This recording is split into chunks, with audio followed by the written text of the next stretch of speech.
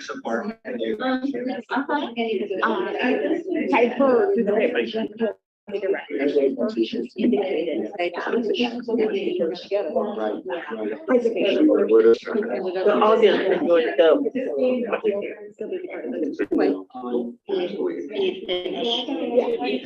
We're ready to go when you're ready. Sam?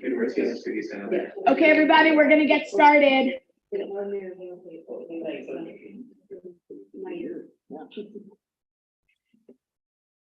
Okay, we're recording, Auden? Thank you. Good afternoon, everybody. Welcome to Los Altos and welcome to the first Legislative Action Committee for the Cities Association of Santa Clara County for 2023. For those of you who don't know me, my name is Nisa Flagger, and I am a council member on the Los Altos City Council in my second term. I'm also the first vice president of the Cities Association Executive Committee. What I am not is the chair of this committee. That honor goes to Mayor Larry Klein, but he is at a VTA event. And so as soon as he's done with that event, he's going to head over here. So I am going to get us started with our LAC meeting just to stay on schedule so we can get to the board meeting. I do have some experience running the LAC meeting. I've done it twice in the last 4 years. So I'm very familiar with how the committee conducts its business. So welcome. And with that, Auden, we will do the roll call. And while Auden is pulling up the names for the roll call, I will tell you that our last council meeting, which was our retreat, was actually in this room and we lost power. So I'm keeping my fingers crossed, and our mayor, Sally Meadows, will be here at 7. We were joking about that. So she knows who to call if something happens, and I know who to call. So hopefully we don't lose our power, but just wanted to give everybody a heads up. I'll call the roll. Member Bivey. Present. Member Bivey is present. Member Way. Here. Member Way is present. Member Blankley is absent. Member Flagger is present. Member Mock is present. Member Hude Here. is present. Member Montano is absent. Member Alahi is present. Member Turner Here. is present. Member Kame is absent today. Member Hu is absent as well. Member Ortiz. Present. Ortiz is present. Member Watanabe. Here. Is present. Member Zhao. Present. Is present. And Member Klein is absent, but I believe will be joining us shortly. Thank you, Auden. We have a quorum. Perfect, thank you. And I know many of you are new to the Legislative Action Committee. I will wait for Larry to get here to explain how the committee is run and the different types of votes and positions we take. I know it depends somewhat on the chair, how he or she wants to conduct it. So I'll leave it up to him. So please be patient. I know some of you may have questions and curious about what we do on the LAC.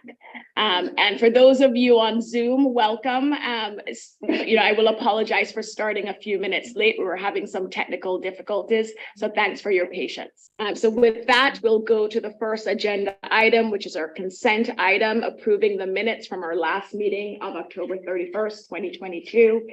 Do we have any questions or comments? If not, I will take a motion to approve.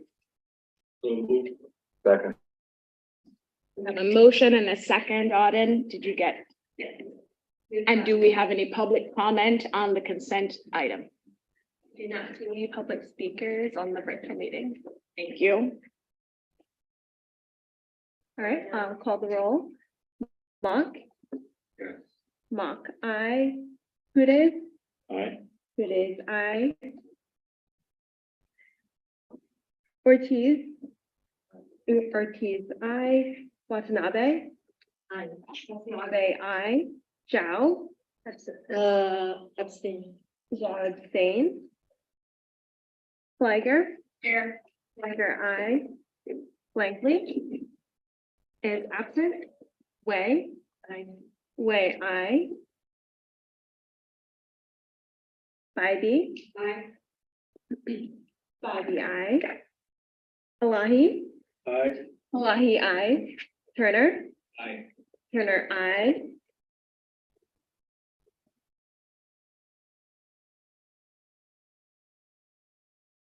And we.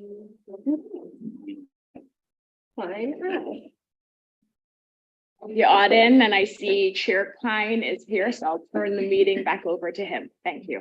Thank you very much. We'll pull up the agenda. And we're at item number 2. Thank you. If you could help while I pull up the right agenda. Happy to. So moving to item number 2, which is the 2023 Legislative Outlook, which will be presented by the Rennie Public Policy Group, and I think they're online. Welcome. We're looking forward to this presentation as we kick off 2023. I see Dane is on. And I know there's a lot going on in Sacramento. Unfortunately, it's a deficit year, so we're eager to hear what's happening, and I'm sure you'll get a lot of questions, Dane. So with that, I'll turn it over to you. Yeah, happy to. Just for as far as I'm going to be sharing my screen. Is that correct? Yes, Yeah, you have Okay. screen sharing permission. Give me one moment, please.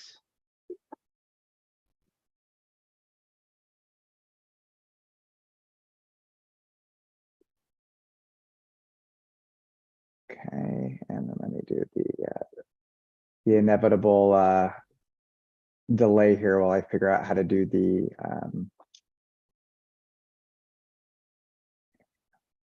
apologies. Give me one sec here. Here we go. Okay. Can everyone see the entire screen, or are you seeing a small box? I'm sorry, I just want to confirm. Small boxes, Dane. I think it's presentation mode. Yeah, I am in presentation. Oh, you know what I'll do? This is what I'll do. Give me one moment, please. My sincere apologies. You figure after doing this all through COVID, I would have probably figured it out by now. Let's see. Let's try this. How about now? Yes, we're good. Good. Okay. Well, hello, everybody. My name is Dane Hutchings. I'm the managing director with the Rennie Public Policy Group.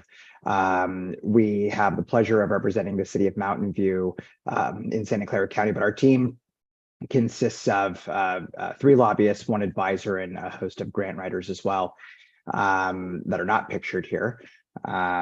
We represent cities up and down the state of California, other statewide associations, and really focus on legislative impacts to municipal government in general. So just from a timing perspective, and I know this is something that came up last year with respect to timing and engagement. So from a legislative calendar perspective, so February 17th marked the bill legislative deadline for introduction. This year, there was 2,741 pieces of legislation introduced. That is a ton. That is more than I've seen in probably a decade. Part of that is because there was 35 new members that have been sworn in this year and are all dabbling in various policy areas. When you talk about the spot bill rate at 40%, what a spot bill means is that the legislation that's being introduced does not change any code, create any new sections. It is simply a bill, a vehicle that says, it is the intent of the legislature to modify X, Y, and Z. And so because of that, with 40% of the 2,700 bills that were introduced, there's a lot still pending that we're trying to figure out sort of what's real, what's not as we move through the legislative calendar. But that is becoming, we're starting to get on that cycle because all bills have to sit in print for 30 days. Once they're introduced, then they're amended, and then they start getting set for hearing. And so, right now, between now and May is really the where you're going to be seeing 20 or 30 different policy committees happening simultaneously in various, touching on various policies and different directions. And so we'll be running around like crazy during that time. Governors may revise, so his updated forecast for the budget in mid-May. He has not announced an official date yet. We then move to the budget and the legislature must pass the budget on June 15th, and then the governor must sign the budget by June 30th. There's a summer recess that takes place, and then from there, the legislature returns August 15th, and then adjourns September 15th. And so it moves quicker than we think, but this leads me to my next slide here, really about timing for initial and sustained engagement. So pulled this little graphic off Google. I did add the arrows myself, but really the goal for any, especially an association, is to really try and engage the best you can in the first policy committee.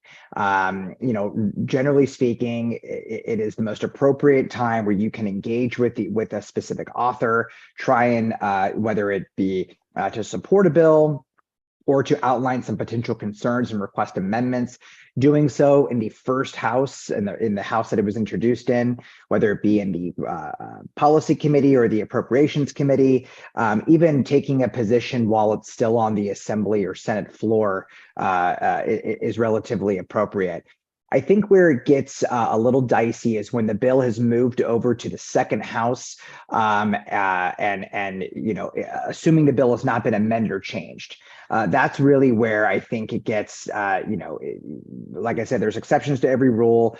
We do these things all the time, and I could spend probably an hour just on legislative process. But the point being is that unless a bill has been substantially amended and it's moved from the assembly to the Senate or from the Senate to the assembly, and you have not yet raised your hand and said we're engaging, whether it be formally through a letter or even having meetings with the author or stakeholders, it's really it's kind of frowned upon that you're coming in with sort of late opposition in particular. You can support a bill whenever you want, but it's really when you're looking to try to amend the bill to make it suitable to your needs. I would say by the time it gets to the second house on the floor, so if it's an assembly bill and it's now being voted on the Senate floor, it's really frowned upon. And also it just limits your ability to make any engagement. At that point, authors are set. They go, look, we've heard all the stakeholders, we've engaged. We're not taking any last minute amendments on a bill that's been sitting here now for 6 or 7 months in the process. And so, and then, sending a veto letter to the governor. Again, difficult to try to really make you can't make an impact as far as amending the bill. At that point, it's just we need to veto this bill, and which is often a difficult challenge. So I know that was something that I was asked to really discuss with respect to engagement, and happy to talk at the conclusion of the presentation. Happy to chat with you all about that more in detail if you'd like. So I'm going to just fly through these. These slides, which I know will be available to the committee, are available, and you can share them, far and wide if you like.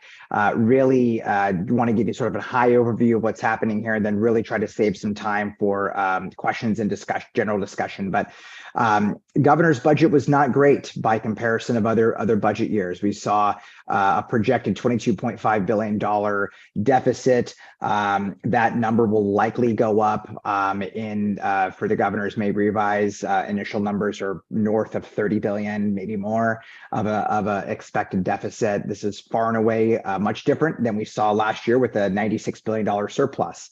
And so there's been, cuts to try and bridge the gap. And I think where we're seeing what I always advise our clients, particularly in city and county areas, is look, the state has in the past, and they're not afraid to do it again.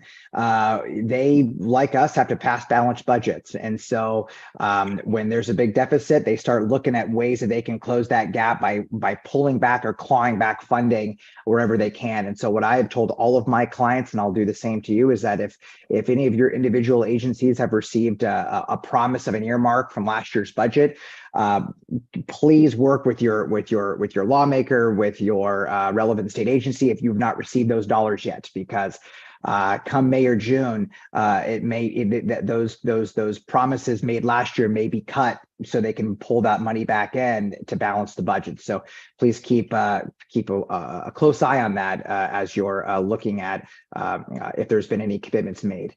And by the way, I want to be clear by saying your lawmakers have all the good intent in the world to do this, and they want to make sure that they keep their word, and that's why we have a legislature and a governor's two-party check system as far as the budget's concerned. But at the end of the day, it's a zero-sum game, and they've got to balance that budget. So just be persistent advocates for your budget dollars or your earmarks if they were allocated to you last year. So also, yeah, the governor's budget has a series of different triggers. If revenues continue to decrease over the fiscal year, that or other cuts to try and close that gap. And again, as I noted, the May revision expected to have larger budget deficits projected than January's budget review. So major themes that we've identified initially going through those 2,700 bills that may be relevant to the members of this committee: housing, including parking restrictions and streamlining, homelessness issues. There's some Brown Act reform things that are happening. Also a few items in public safety as well. And so just an initial bills of interest. There was 175 housing bills, and we were told it was going to be a slow year in housing. And so, psych, I guess. There are ranging from a whole host of areas in and around housing and land use. And so it will be once again a very, very busy year in the world of housing and land use, really spanning the gamut of all of those areas that I have enumerated below. A couple of ones that I know have already been getting a lot of buzz: Senate Bill 423 by Senator Scott Wiener, chair of the Senate Housing Committee. This is the bill, amongst other things, would certify codify SB 35.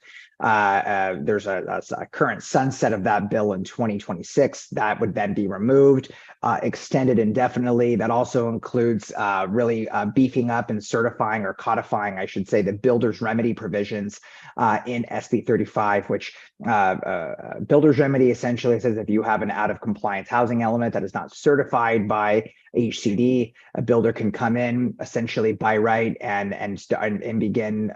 You are required to ministerially approve any permits or entitlements to ensure that they can begin construction soon. The bill also takes a provision from last year's AB 2011 with respect to labor standards. And so any bill, any project that is 10 units or more, there's a threshold for prevailing wage. Healthcare benefits must be provided. Anything that's 50 or above, it's more that apprenticeship program, more codified. And so it's really trying to increase not only the streamability of housing, but also ensuring that those jobs are essentially union jobs. Despite that, there still is a pretty big divide between the state buildings constructions trades and the carpenters unions. Carpenters are supporting this. The building trades are opposed to this approach. And so, they duked it out last year, and we'll see if they can come to a compromise on this measure. Another bill that may be of concern to those who have inconsistent zoning ordinance. This bill, AB 829, would state that if you are unable to amend your inconsistency in your zoning ordinance after 90 days, that the application in question would then be deemed compliant. So essentially it's builder's remedy, irrespective of if you have a compliant housing element. So again, this one really advise clients to take a close look at their housing element, work with your planning team, make sure that you're in compliance, so that you can at least have an open negotiation and discussion with the applicants who are looking to develop in your city. So this bill's been double referred to the Assembly Housing Committee as well as the Assembly Local Government Committee. Bills, by the way, that are double referred usually speed up a little faster in that process because they've got to go through two policy committees versus just the one policy committee. So anticipate this bill likely moving probably in late March for its first policy hearing. AB 976 by Assemblymember Ting. This talks about ADUs and owner occupancy requirements. And why I wanted to put this on your radar is because I think what a lot of times people do is they'll look at individual pieces of legislation, whether it be in housing and land use or in other types of policy areas, as sort of in a tunnel, saying, well, this is what this bill does. But when you look at bills that have already been passed in law, when you look at other bills that are kind of going in dual tracks, you can see that for example, Senate Bill 9 was a bill that received quite a bit of concern from local agencies. One of the things that I know sort of the broader local government groups did was request, and the author, Senator Atkins, agreed to including an owner occupancy requirement for when you split a parcel, or at least it gives local governments the option to require an owner occupancy requirement for when you split a parcel, build ADUs, build duplexes.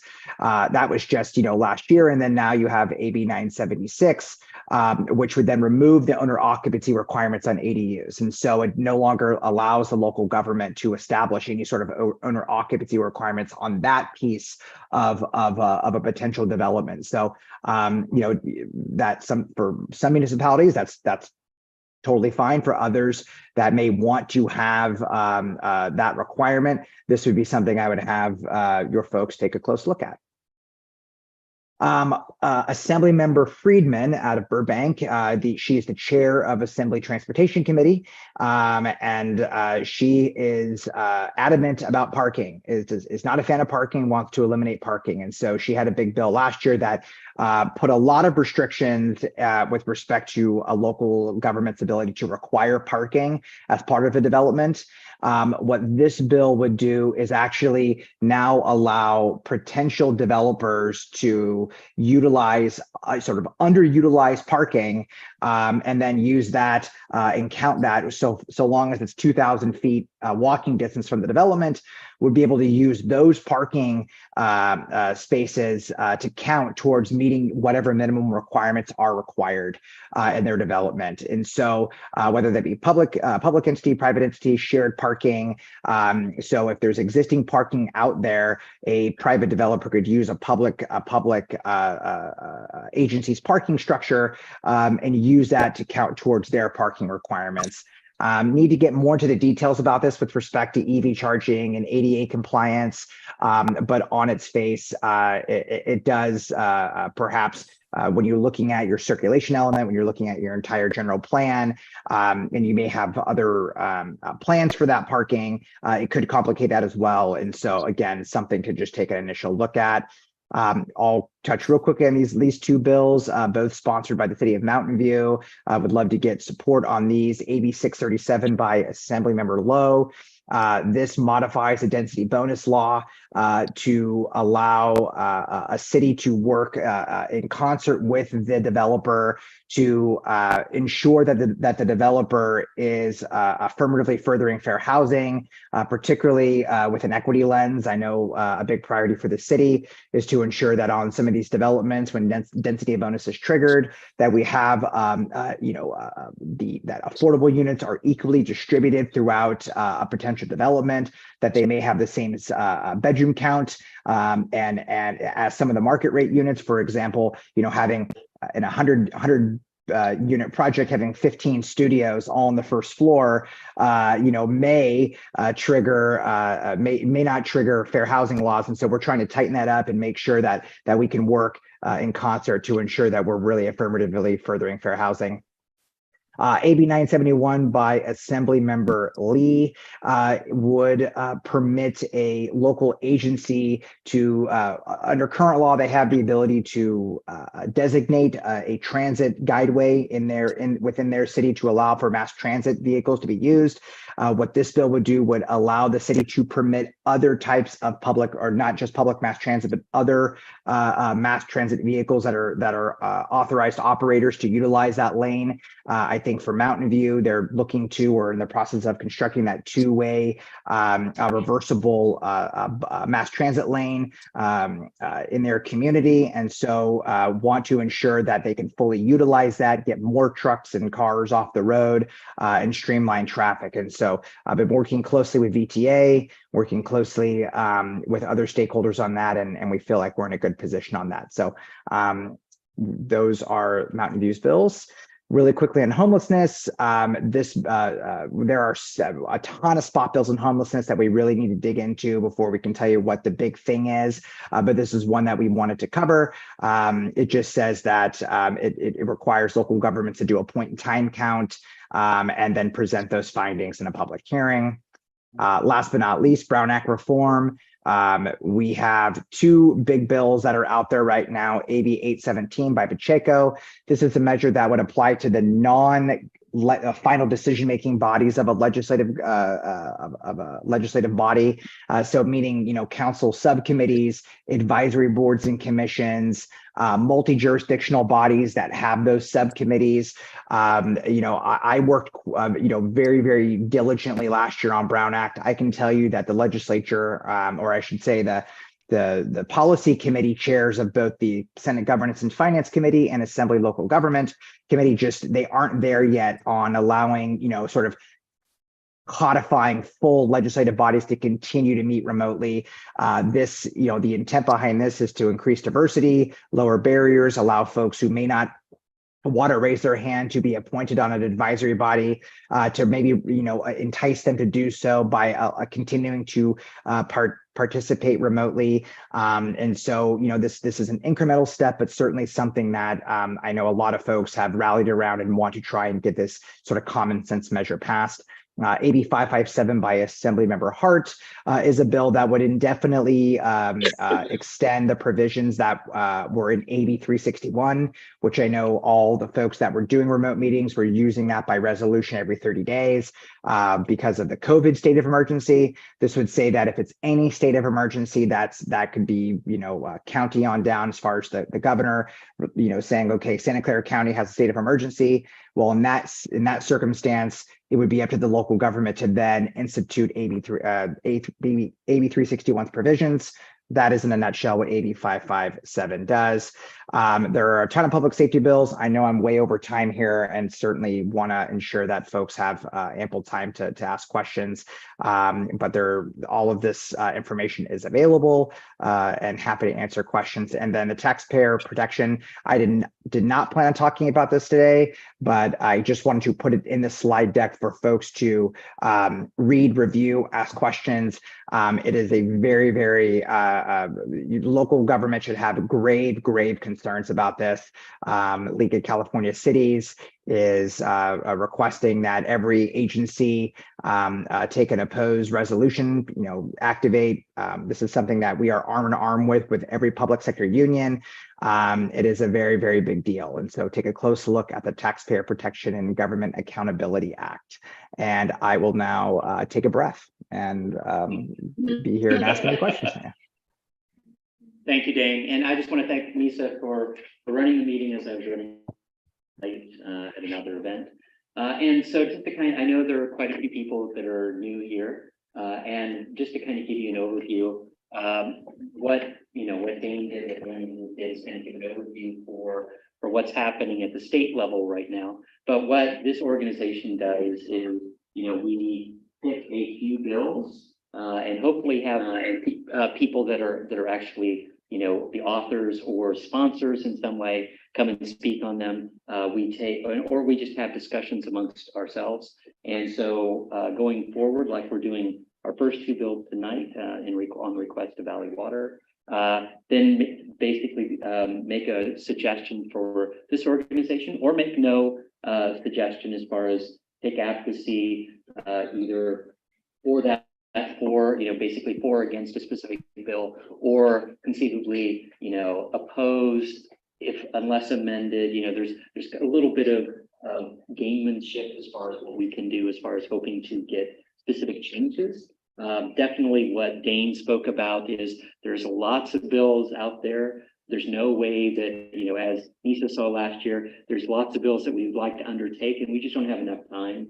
And ultimately it's handpicking those bills and trying to prioritize where we think we want to make changes. And it's working with Cal Cities, it's working with, different organizations on what we think we want to get, what we want to get done. there's no way we could take a stance on 175 housing bills alone. But it's from that standpoint, is trying to figure out what we want to do as an organization. So that will be kind of up to you, and making suggestions, reaching out to me, reaching out to Charlie on what bills we want to look at the upcoming meetings. But for now, what we're doing tonight is kind of taking that bigger view, and that's why the Rennie group is here.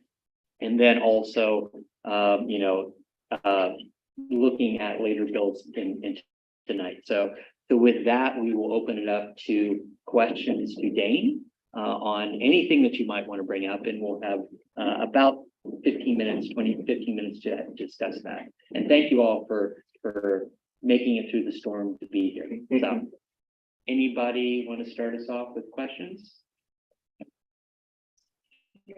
Sure. Lisa. Thanks, Larry. And I'll just add to the points you were making about how LAC is conducted. So our role is we vote to recommend to the full board to take a position on bills. So we are not the final authority. So that's our role. We recommend to the board, and then the board meeting, which is always subsequent to this meeting, the board actually takes the vote. So Dane, thanks for the presentation. So one of the things that the Cities Association has done over the years is write letters.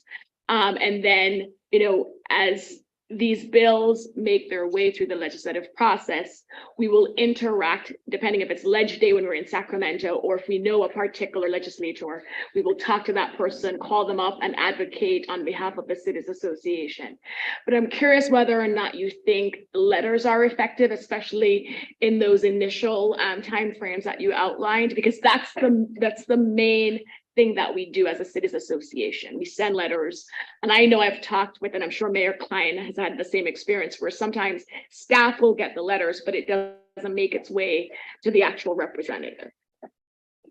So I do think letters are somewhat effective. I think where it plays the most, and this is why it's important to engage early and get your letter in before every committee has certain deadlines that they can receive letters to be on record. But if you're going to write a letter, it really depends on how passionate you are on the issue. I mean, we even have sort of terms about like, well, we're an opposed, but we're a soft opposed, versus if it's like, hey, this is one of the biggest issues that's going to be impacting our members. You really want to get down in the weeds and dissect what these specific impacts could be to your members, because that's where that information gets really pushed into a committee analysis. And that's really what the lawmaker reads. The lawmaker simply, there's just too many letters out there that for an individual lawmaker to read every single one of those letters. But what they do is they will go through very thoroughly those committee analysis. You work with their individual staff members who will provide recommendations to how the lawmakers should vote based on some of those meetings or what those letters say. And so I do think letters are important. I would say that your delegation in particular is fairly powerful. And they've got a lot of influence. And so if you have connections with your lawmakers, which I know you do, getting to them early and then having that letter as backup is really important. It gives them something to lean on to be your advocate. So I do think letters are a good sort of a baseline. If you can get them in the committee analysis and you can use those as a way to engage your lawmakers, I think they are effective. Thank you. Thank you, Dane. And just as a follow-up to that, it's letters as well as the phone calls that and whether or not there's value in, a lot of times our cities then duplicate what this organization is doing. So it's like is it, and I'll be honest, it's like for me as a council member, receiving the same letter multiple times has less and less value from a resident standpoint. When we're talking about cities, so you have this organization and cities, as long as the letters are, let's say, distinct, but having the same general oppose or support or with conditions, does that have value? Do numbers really count? Numbers do count. There is a considerable difference if one city opposes a bill or 10 cities opposes a bill versus hundreds of cities or cities and other districts, water districts, utility districts, counties. And so yes, I certainly would say that getting a letter in, even if it's a form letter to get on the record, does sort of build that position of saying, look, all of these cities or all of these agencies are aligning with perhaps the template or the comment that the cities association is pushing. And so I do think there is value to try and get individual agencies, but on some of these tough issues, sometimes the role of an organization is to sort of take those hits. And so individuals may not want to come out. And so they rely on their organizations to do that for them, which is completely understandable. But if it's something that you're really truly passionate about, having an individual agency along with the regional organizations, state organizations, and the like are certainly helpful in creating kind of pressure and otherwise asking your lawmakers to make what could be a tough decision. Okay, thank you. Yes, go ahead. Thank you, Chair. Thank you for your presentation. I wanted to ask, you had mentioned that Mountain View had sponsored a couple of bills, AB 637. Can you elaborate on it a little bit more, and how does it affect other cities, or is it only Mountain View? So AB 637, as it's currently drafted, is a statewide bill. So it would enable, and I keep on saying as it's currently drafted, because right now we're in negotiations with a couple of stakeholders, and we're likely to amend the bill. But as it's currently drafted, it would permit any local agency to be able to use this tool. And so when we're talking about density bonus in general, as we know, there have been several laws that have passed in the last couple of years that have really eliminated a lot of the local discretion with respect to whether it be concessions in the density bonus agreements. And so the bars sort of get set lower, and then developers get more. Particularly, it's troubling with respect to affordable housing. Well, Mountain View is doing some really, really incredible work, including equity and inclusion in really all aspects of their city governance. And one of those is in fact housing. And so the most clear-cut example of what they're trying to address is what they have been receiving. They have received a couple of development applications that would permit or that would propose to add the minimum affordable requirements, those being perhaps only studio apartments, maybe being proposed to be in one area of a complex. And with Mountain View, their housing needs are diverse, as is their community. And so, they want to make sure that they can have a little bit of negotiation with the developer, because as of now, they really can't deny it. And so this would allow them to say, hey, want you to go back to the drawing board. If you're having 100 units and they're all multi-bedroom, but you have 15 studios all in one area of a proposal, we want to make sure that we can negotiate with you to ensure that you're thinking about equity and inclusion for some of these households that may have more diverse needs. And so as it's drafted, that's what we're looking to try to accomplish. We've been working a lot with some of the property rights activists who I believe certainly are in support of the concept.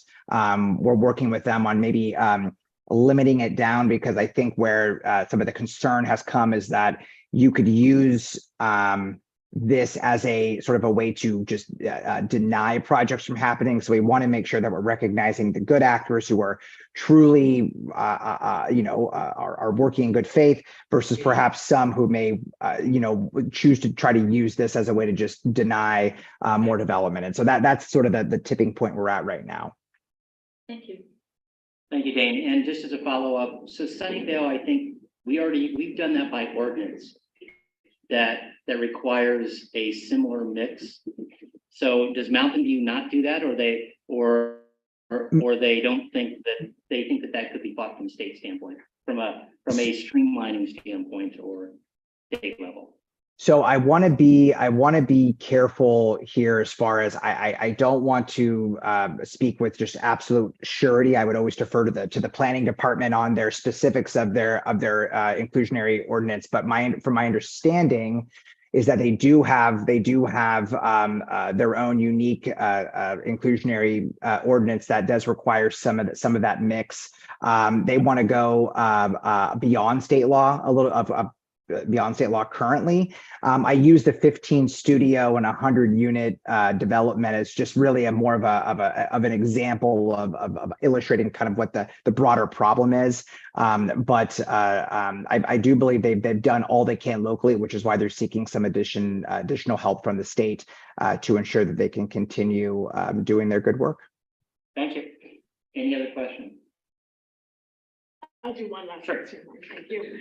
So Dane, housing, no surprise, is our number 1, 2, 3 topic at the Cities Association. And those meetings can go on for a long time because we're all passionate and we care about housing. And we're a mix of larger and smaller cities, right? So we don't always 100% align on housing. And there's always the impression that can we really impact and change legislation on housing? The votes already there in Sacramento. How much change can we really make to these different bills? And you shared some of them earlier. Any recommendations for a group to better strategize to really be effective in getting positive responses on the housing bills and how they're going to impact our different cities and our different size cities? You know, that's a really great question. And I feel like I can probably opine on that question because I've thought quite a lot about it for some time, but I want to certainly be respectful of the next speaker and everyone's time. I think the short answer is I do believe you can make some change. I think as someone who has, you know, my history prior to working at RPPG, I started this practice area about 4 years ago, and prior to that, worked at the League of California Cities for about 4.5 years. And so I've spent a lot of time in city land. And I think what we have seen as far as the general tone is that irrespective of a local government, and even if you could even be a pro-housing designation jurisdiction, and I think cities in general are painted with sort of a broad brush of being bad actors. And so what I continue to advise my clients is like, look, you really have to take the time to sit with your lawmakers, tell your story, show them what you're doing. You know, how many permits do you have in your city that's ready to be pulled today that aren't being pulled? The things that are really highlighting the issues that are out of your control with respect to just, you know, realities of the market in the Bay Area, particularly land values and how expensive it is to build in your region. But I do think that trying to, let's put it this way. What do they say? If you're not at the table, you're on the menu. Consistent engagement, sustained engagement, even if it's painful, but trying to find areas where you can really tell your story. And I would say from an association perspective, there are so many housing bills on there. I've got to think there's at least a few that you can all have a unified voice in, whether it be supporting it or a unified voice in having general concerns. And so you may not be able to agree on all of these perspectives given the mix of the cities and the county, but really trying to find the ones that you can harmonize on. And that's where I think you make the most impact and voice for your communities. Thank you. Thank you very much. Do we have any remote speakers? We do not. Okay. Thank you, Dane. And we'll probably have you back a little bit later in the year, just depending on how things are going and conceivably looking at some of those other bills. Sure. Happy to do it. And one thing I'll say before I leave, please look at the Taxpayer Protection Act. It's a bad one. And, you know, if you can engage your lawmakers early in the process, taking positions on bills and, you know, August, September, you know, it really, it puts your lawmakers in a tough position. It puts you all in a tough position on trying to make something happen. So engage early. And, you know, we're always here to help if you need it. So thanks again for the time and best of luck for the rest of your meeting. Thank you very much. Take care. Thank you. And with that, we will move to item 3, our Valley Water bills, and we have 2 bills that people should have received. We have 2 speakers here from Valley Water to kind of talk about those bills. And I'll let you go ahead and introduce yourselves and what your positions are. Bart, first. Hello, I'm Bart Broom, and I'm Assistant Officer for State Government Relations, and I'm coming to you from a Southwest Airlines gate, and so it may be that announcements will interrupt this, and so I have my colleague on the line who can step in if that happens, and I'll let Rosalind introduce herself. Thank you so much, Bart, and good evening, committee members. Please excuse my voice. I'm unfortunately caught a cold sometime this week, but I'm Rosalind Butzeborg. I am with Local Government Relations. Thank you so much for the opportunity to speak with you today.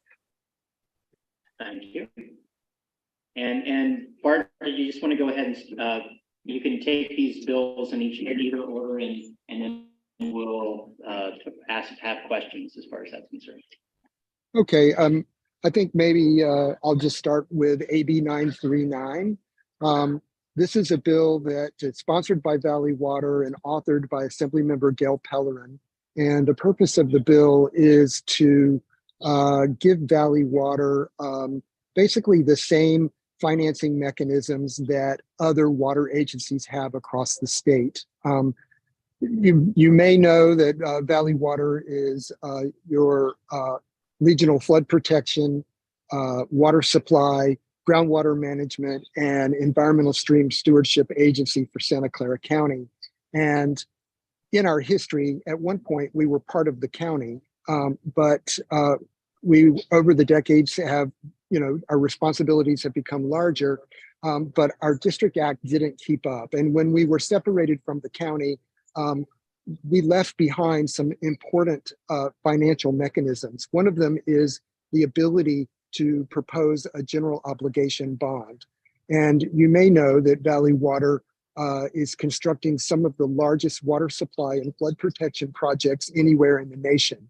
We have the South San Francisco Bay Shoreline Project, which will protect all of the South Bay from sea level rise and coastal flooding.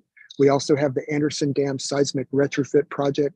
These projects actually cost over $1 billion when you look at all their phases and everything. And there's a lot of public financing that has to be done with that. And having the most cost-effective tools is critical, both for water ratepayers and also for property taxpayers. So AB 939 reforms our financial mechanisms so that we can propose general obligation bonds. We can use revenue bond mechanisms that right now are broken in our district act, and we're basically using other instruments that actually have slightly higher borrowing costs. And then the third piece of AB 939 is to delete a sunset date on our board members' current compensation. And the way their compensation works is they're paid for up to 15 days, meeting days within a month. And those 15 meeting days, are only paid if you actually turn out to the meetings. And ultimately, it comes to right now about $365 for a per diem if there's a meeting. So the goal is to basically, by deleting the sunset date, the current compensation, which is for 15 days maximum per month, would remain the law. I'll stop there and see if there are any questions. Okay, thank you. Are there any questions about, and you all should have received this in your packet, but any questions about AB 939? Yes, go ahead. And thanks, Bart. My question is around, again, compensation. So what does a director make currently at this point in time? So at this point in time, the maximum compensation, which means that you attended 15 meetings every month for all 12 months of the year, the maximum compensation is $65,000 and change, but it's $65,000. If the sunset date is deleted, that compensation would drop to roughly $43,000 or by a 1/3. So this bill then is to keep that in place. It's not to increase their compensation, is that correct? That's correct. It does not increase the compensation. It simply keeps it the same. Got it. Okay, thank you. And that was actually one of my earlier questions about them, because the concept of sunset didn't seem to be clear from a bill standpoint. And thank you for responding to that question earlier this week. Sure. Any other questions regarding this bill? Okay, and so what my plan is to basically kind of go through questions for each bill, and then we'll take, since we only have the two bills tonight, we'll talk about advocacy and advocacy positions afterwards. Go ahead, Bart, with the second bill. Thank you. The second bill is AB 1469, authored by Assemblymember Ash Kalra. And this bill seeks to give Valley Water more flexibility to assist unsheltered people that are living along our waterways in the county. So I'm sure that it's something that everyone has noticed, but Valley Water has just done an estimate, and it's basically that 2,300 people are living on Valley Water property and easements. Valley Water is unique among flood protection districts in the state because we are not part of the county.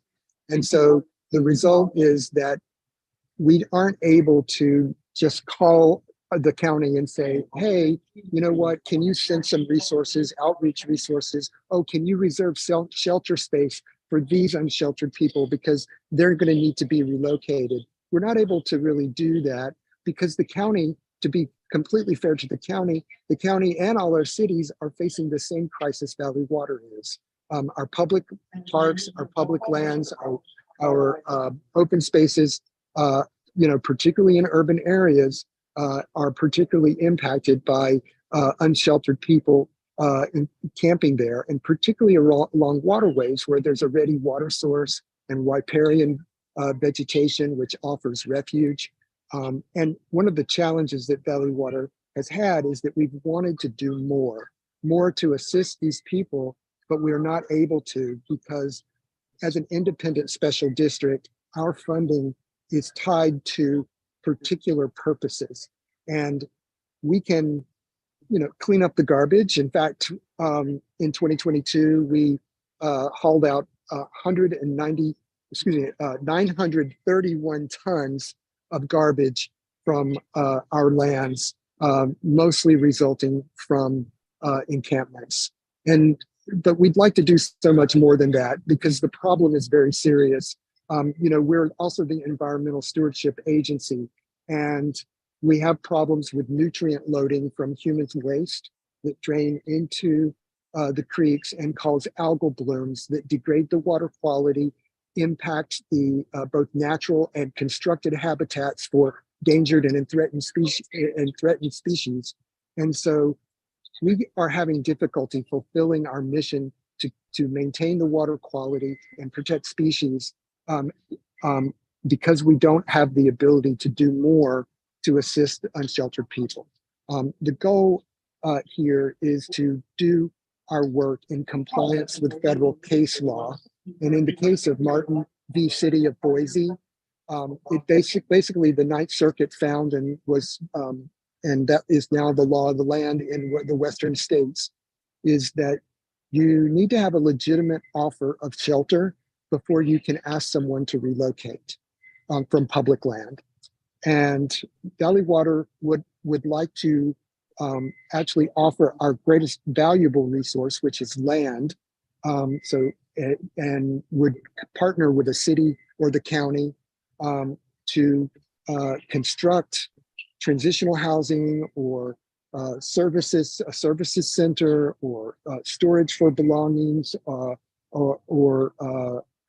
other types of supportive services for unsheltered people on Valley Water land. But in order to do that, we need to change the purposes of the District Act, which governs our authority, to simply say that we have the authority to assist unsheltered people. I think I'll stop there and see if there are any questions.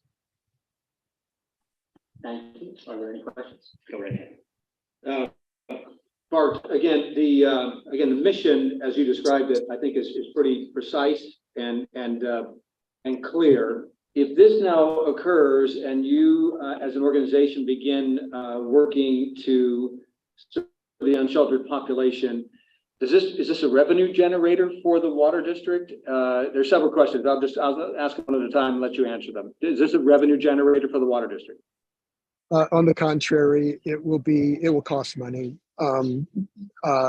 It doesn't generate revenue. We're not really seeking to construct housing on our lands for the purpose of revenue generation. We're seeking to create shelter for unsheltered people, and that would probably look like transitional housing. So not a revenue generator, but very likely creating cost. One of the things that by changing the purpose of the District Act to enable us to assist is that we might be able to use a small portion of the ad valorem property tax that we receive in order to, for example, hire an NGO, the same ones that are contracted with by cities or the county, to do outreach services or provide drug addiction counseling or other mental health services. But we want to do that in consultation with cities and the county and the state to make sure that we're doing it right.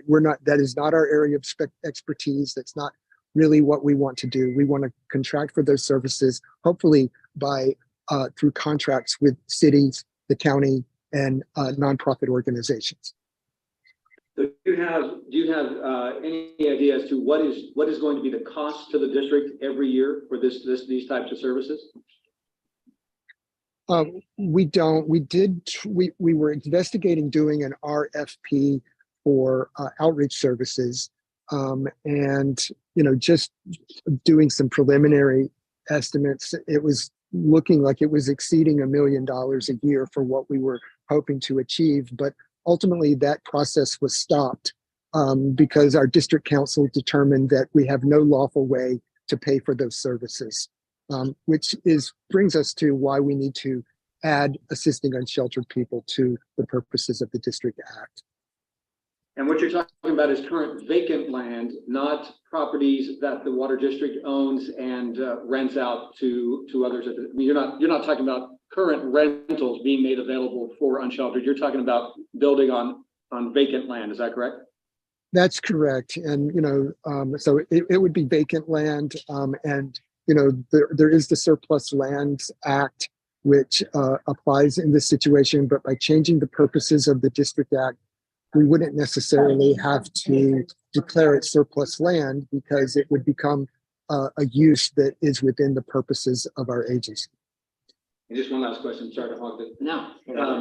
The district is saying we don't see any need for this land in the future. And if that's the case, how did you accumulate all this land as it is now?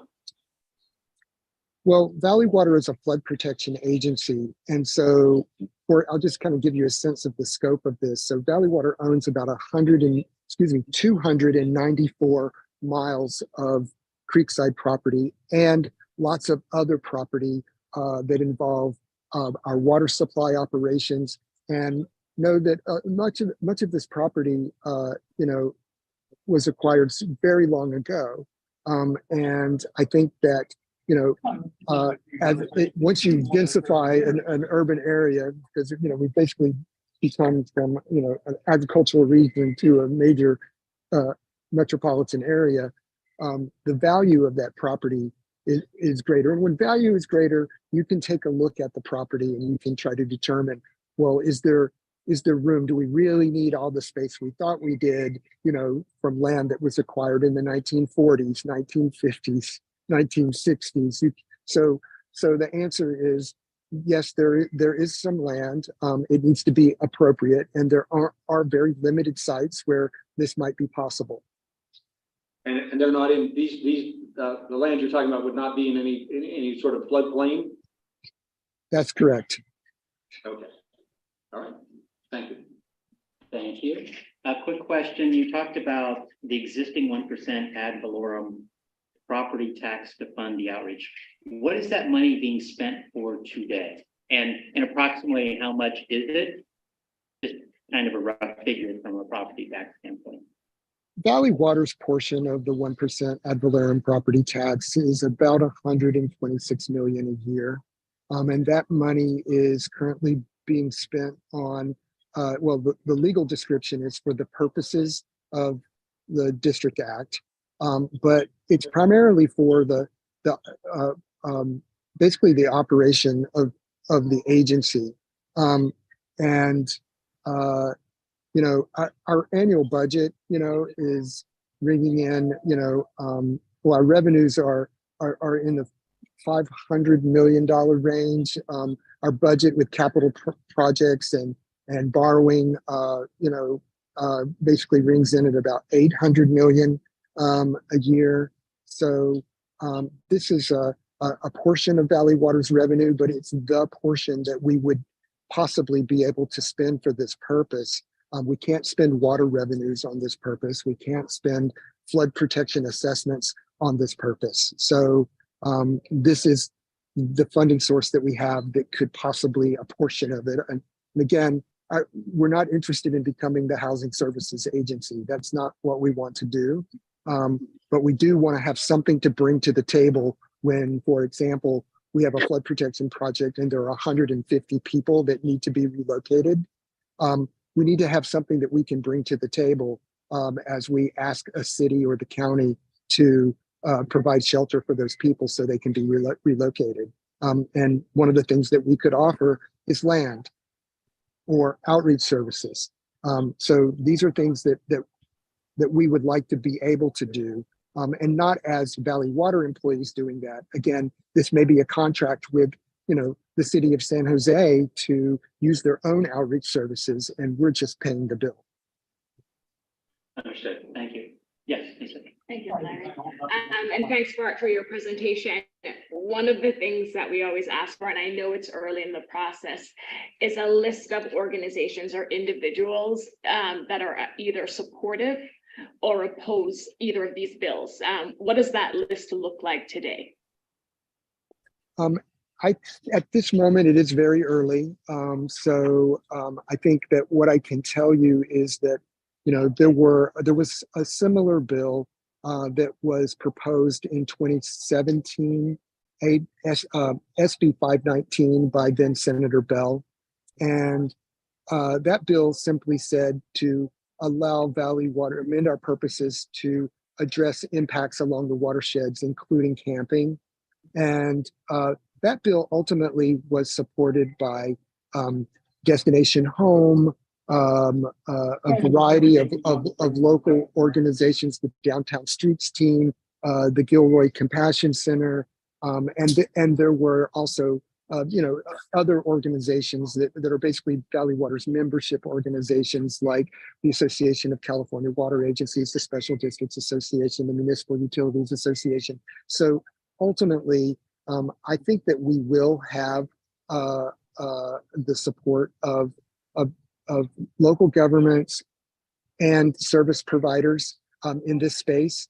And the reason is that our intention here is very clear. We want to bring more resources to the table to what is basically a crisis in our county, and we want to do so to assist.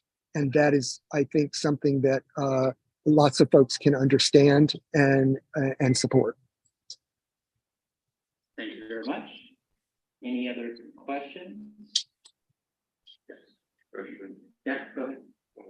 So, with respect to this excess land, I think that have you taken a look at perhaps liquidating some of the land and using those cash proceeds for some other purposes? It could be primarily for the unhoused as well. And or have you looked at perhaps renting or leasing out the land at some subsidized rate to some charity? I think that in both of those cases, what could possibly happen is that Valley Water's cash flow could be significantly better than what it is today. If you go out there and you ask for this money, then you'll be asking for the money for however long the pond is. I think that the Valley Water's focus isn't on generating the revenue, because if we generate revenue, we still wouldn't be able to spend it for the purpose that we need, which is to address the unsheltered crisis happening right on our very property.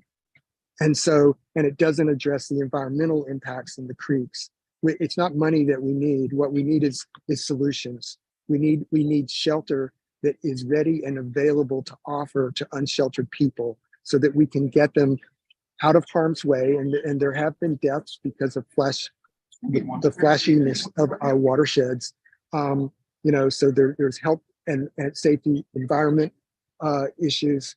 Our goal isn't to raise money with the land. Our goal is to find a solution to the unsheltered crisis as it appears and manifests on our own property. Thank you. Thank you, Bart, for the presentation. So just based on the comment that you made about this is early on, but has there been any outreach to the county or any other agencies to see if there is interest before this effort is put into this bill? Because it sounds like it's a wonderful bill, and I know Santa Clara is already supportive of it. There have been, discussions with the city of San Jose, the county of Santa Clara at this point. And there will be more discussions going forward.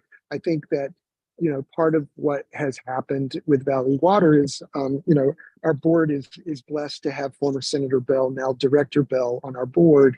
And, even though this was something that we had tried years ago, I think that, he has inspired the board to step up and to do as much as we possibly can to address this unsheltered crisis.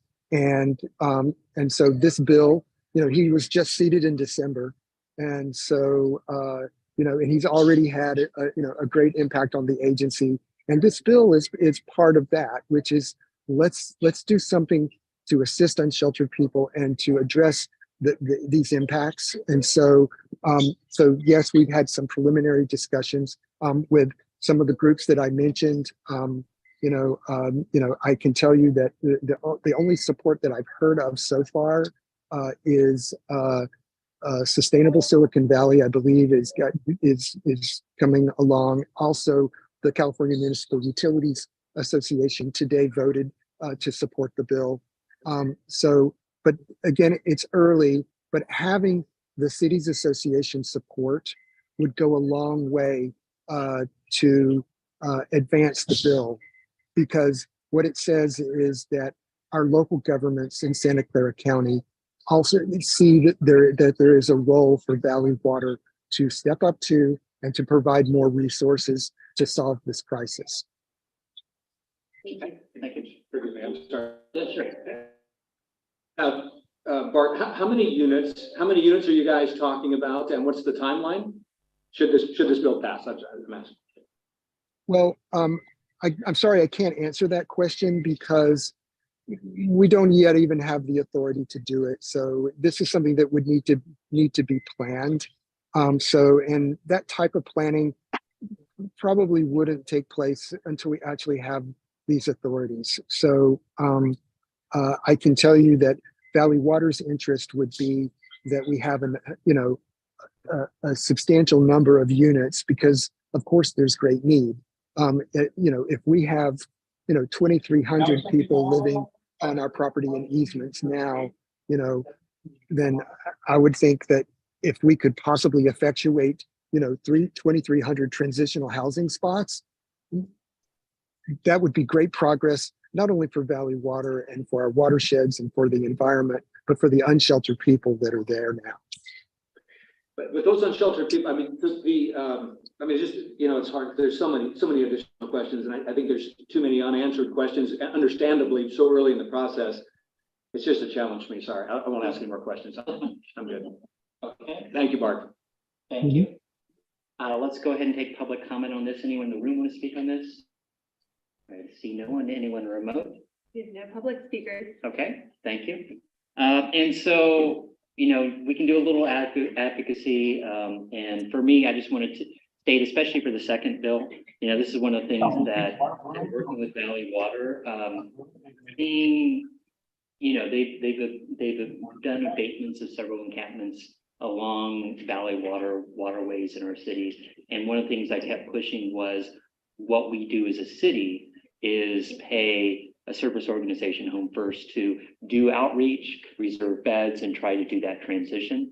And they don't have the flexibility currently. And so I understand there's a question of utilizing land in a bigger picture from that standpoint, but just having that flexibility, I think, is really critical. And so especially for the second bill, making sure that that funding is there, that they have the flexibility to work with service organizations, working with cities to try to make sure that they're doing the right thing of not just abating camps.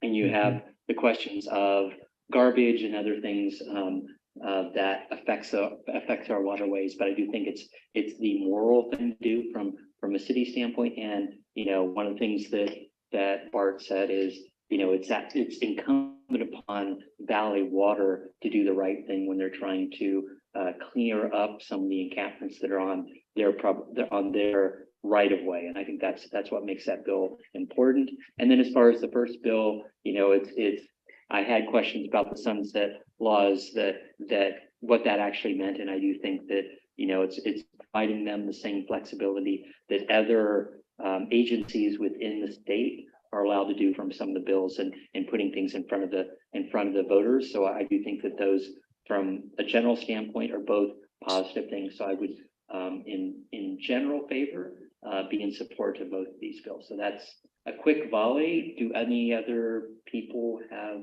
comments on either of the bills? Yes. Kathy. Thank you. Thank you, Chair. Yes, well, I think I already stated about AB 1469, the Ash Water Bill. Santa Clara, City of Santa Clara has already taken a position, you know, of support for the very reasons, you know, that have been, you know, expressed, and the importance of the bill and the difference that it will make and in the long run. And it's imperative. It's critical right now. And then regarding AB 939, Santa Clara is also supportive. The city of Santa Clara is also supportive of the efforts to establish alternative funding sources for water infrastructure and improved water quality projects. So we support both. Okay, thank you. Any other comments? Yes.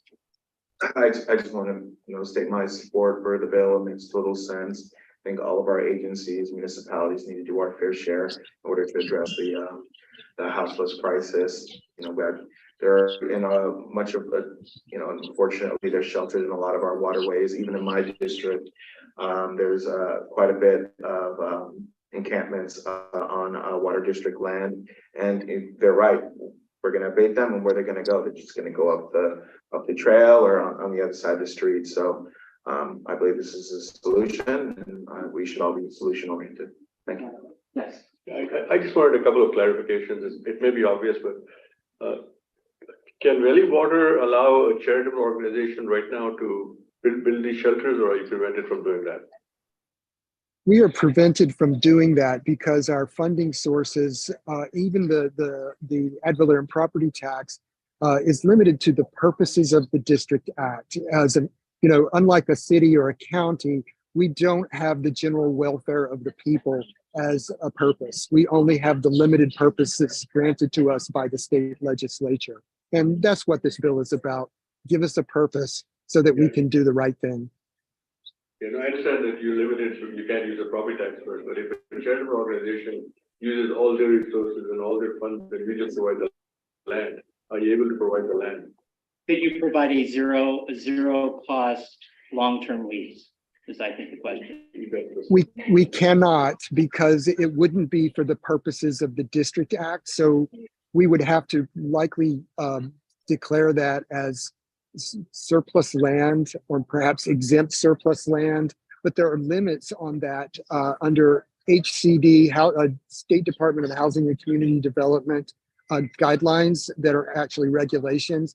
So we could only do a 5-year lease, and anything beyond that would be considered not lawful use of the property, because that is not within the purposes of the District Act. So you could do a 5-year lease, but no more. And I suppose you could Right. renew it enough, and you could renew it again every 5 years. But No. I'll leave it at that, but, okay. No, unfortunately, we can't. And second thing, I want a little clarification. This bill, once you have permission to house the unsheltered, can that also be extended later on to just have a developer come in and start building?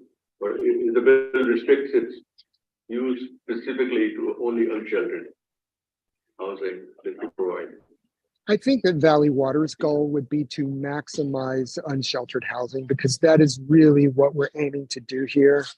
You know, I don't want to say, you know, definitively that there wouldn't be any low income housing included because it, you know, it's a progression. You know, an unsheltered person needs, you know, very supportive and transitional housing, and then those people might actually need to move into a low income unit.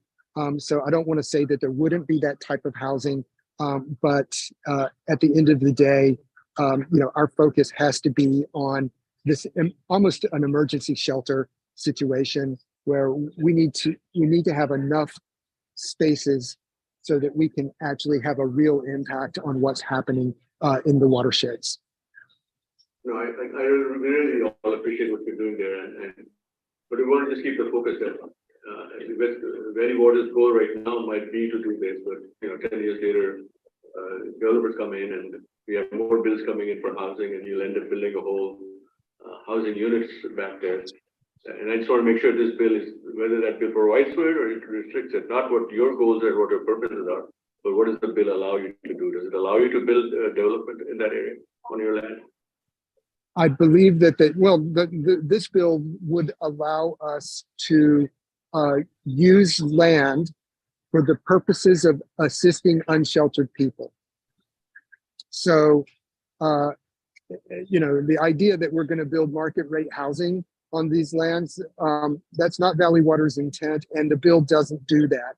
If that were the case, then Valley Water would declare it surplus land, sell the property, and it would go to the highest bidder. We're going through the Surplus Lands Act, which means that it would go first, offer a first refusal to affordable housing developers, and then if no one, you know, was a taker, then it would just go to the highest bidder. So, you know, that's the existing law as it stands. So there's a lot of law that limits what Valley Water can do, and with this bill, all it does is give us a little bit more authority to assist unsheltered people by using that land to assist unsheltered people. So it's you know, it's not an authorization to do any kind of development, and know that this doesn't exempt whatever is being proposed. So suppose it was in your city, all of that would have to go through your regular land use process.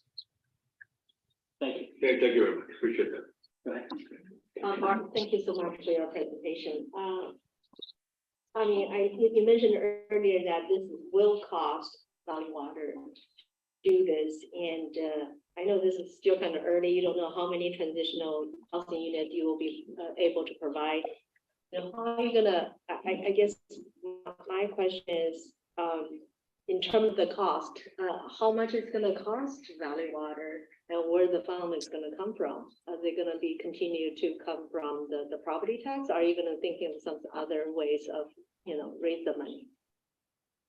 Well, I think that what Valley Water's vision in terms of the units, transitional housing units, is that we would offer the land, and we would partner with the cities or the county to basically pull down some of the grant dollars that are now available, or both at the federal and the state level, because Valley Water can't access those grants. As an independent special district, we're not a city or a county. We can't access that money.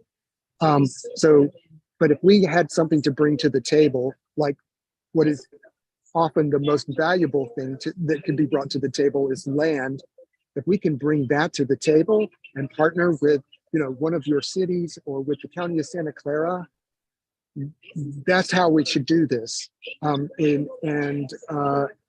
I think that everyone would benefit from seeing, you know, pull down of more resources from the state and federal governments, and having Valley Water be able to offer that very valuable contribution of land. Thank you, Bart. I wanted to say that I generally support Senate Bill 1459. I just see it as an opportunity to add another tool to the toolkit to address the homeless issue that we're all part of. Not one city is going to solve the problem, and not one county is going to solve the problem.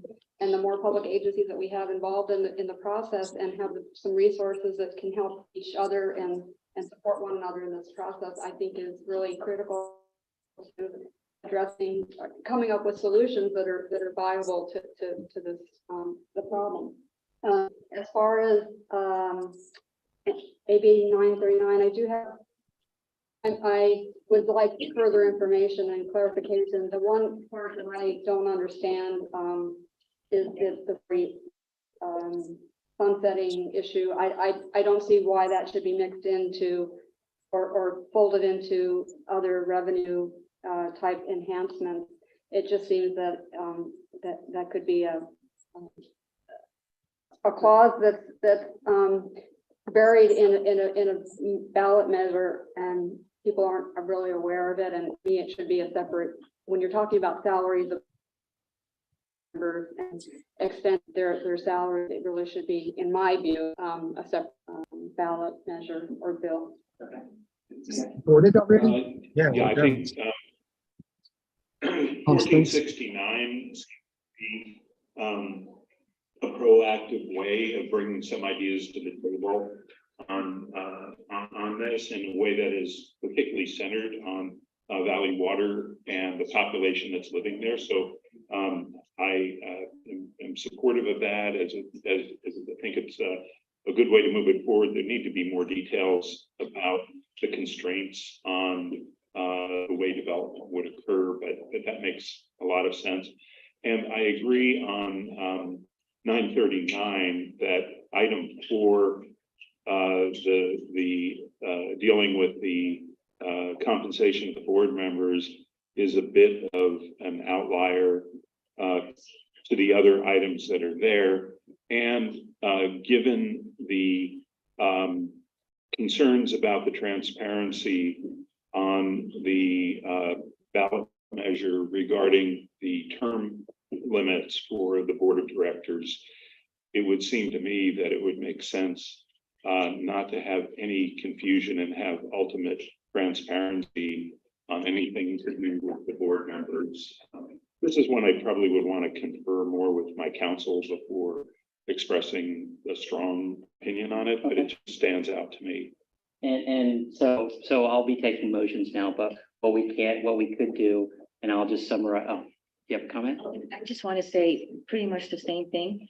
AB 1469 is a really great bill, but there's even then I would still have to take both back to my council to get their opinion, to get their votes. Okay. So and just to tell everybody, what we normally do is just take votes. So whether or not you can decide to abstain as far as the motion is concerned, that is your prerogative, and conceivably you take this back and have your city do a separate advocacy letter. What we'll be doing is taking a general motion for these two. I'll then take it to the main board, and then as our recommendation from a LAC standpoint, and then the main board can decide whether or not they want to be in favor, write a letter in favor of those. Yes. I motion in support of AB 939 and AB 1469. Do I have a second? Do we want to do those separately? I think we should. Sure. I said both because you mentioned. That's fine. All right, let's start with AB 1469. That seems like. And we'll do the same second. Yeah. Okay. Any comments? I think we're pretty much all in favor. Are you ready for a vote? I am. Elahi? I'll abstain. Elahi abstain. Ku?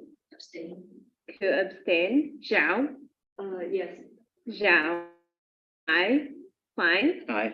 Klein, I. Wei? Wei, I. Fude? Aye. Days, aye. Turner, Abstain. Turner, abstain. Watanabe. Aye. Watanabe, aye. Ortiz. Aye. Ortiz, aye. Fliger. Fliger, abstain. Mock. Abstain. Mock, abstain. Bybee. Bybee, aye. And with 7 ayes and 5 abstentions, I do not believe that motion carries. Okay. And do we want the second motion or? And so, Chair, if I may, I would strongly suggest that we bring it back to the LAC, so that we have an opportunity to take this to our council. Okay, I appreciate that. And I think with that, if I may also, there might be additional information that could be helpful by the time we bring that back. And definitely we can reach out to Bart or Rosalind. Yeah. To have additional information. So if there's additional information that you need, pass it to Shali, pass it to Auden, and they will, as opposed to making sure we're not doing the Brown Act, they will deal with all that information. I'll touch base on the last item very quickly since we're out of time. Item 4 was potential city-sponsored state legislation, much like the Rennie Group was talking about 2 bills that Mountain View is basically sponsoring. This is a placeholder for any of our organizations. If your organization, and not all of us have the bandwidth to sponsor we're organizations, but some of our cities do, please bring that back to me. I'll basically agendize this at our next meeting, but if your cities are doing any of that, please forward that to myself and Auden and Shali, and we will add it to the agenda just to kind of go through whether or not we want to. I won't say we'll, it's more of an educational standpoint if you would like, and if there's specific bills that you would like brought forward in the future to take advocacy positions from a LAC standpoint, please pass them to the 3 of us. So I appreciate that. And with that, so we'll skip over that and agendize that for our next meeting. We will adjourn this meeting at 7:03. Sorry, Margaret. And we'll take a few minutes break while we tell people. Thank you for everyone. Thank you. Sorry I was late again. Feel free to grab some food, everyone. Thank you, Nisa. We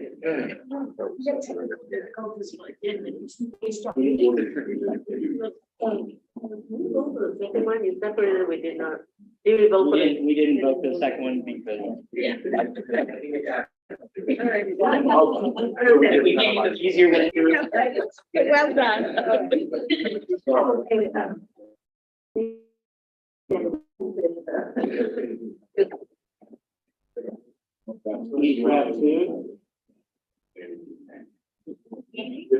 I'm gonna call in.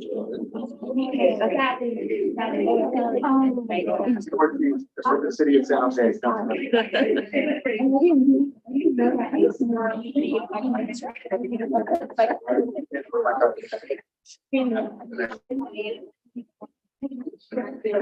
The mayor should be going.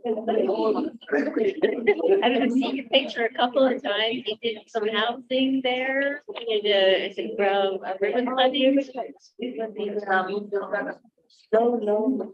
Yeah, that was great.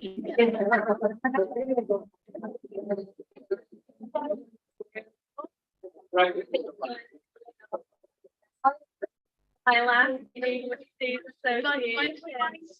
Yeah. Our last meeting. Oh, I guess.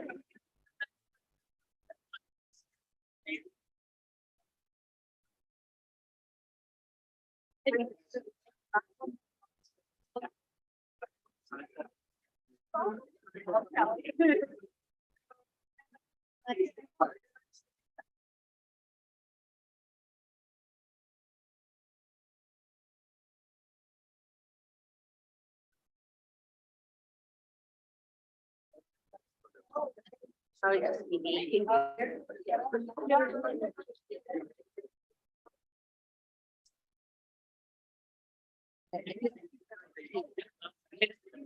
Hi.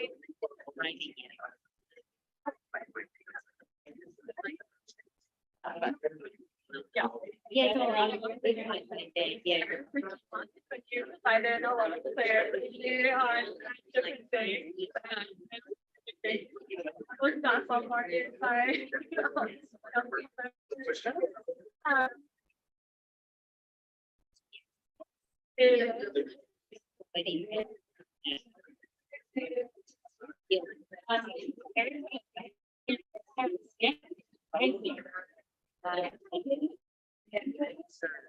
Well, yeah, yeah, he really did. Are you sitting here? Oh, you're. Okay, you're not.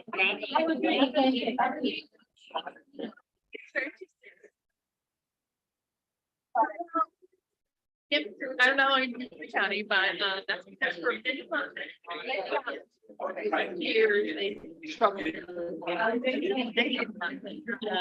Yeah, uncharted territory.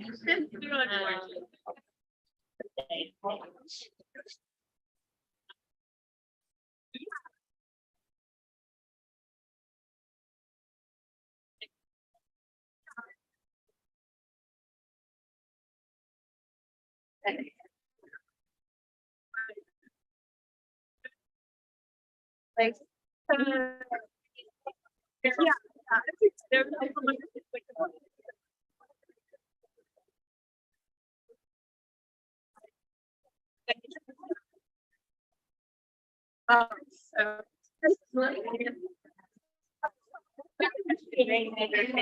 So.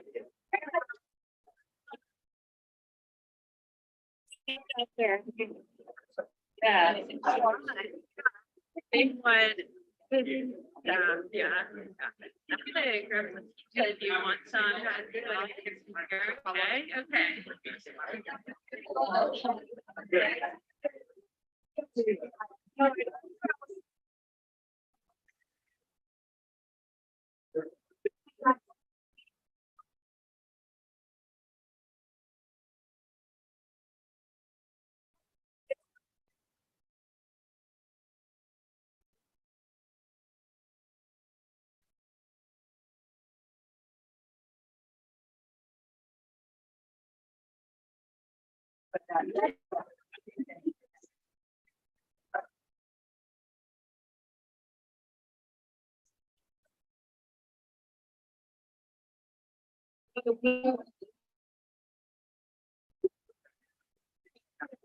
So we're like, whoa.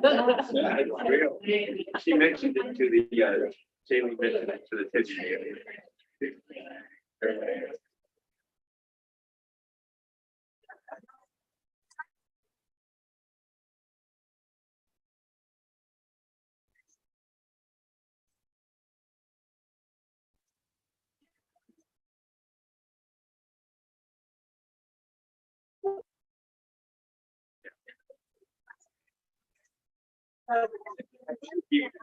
Have access, but, you know.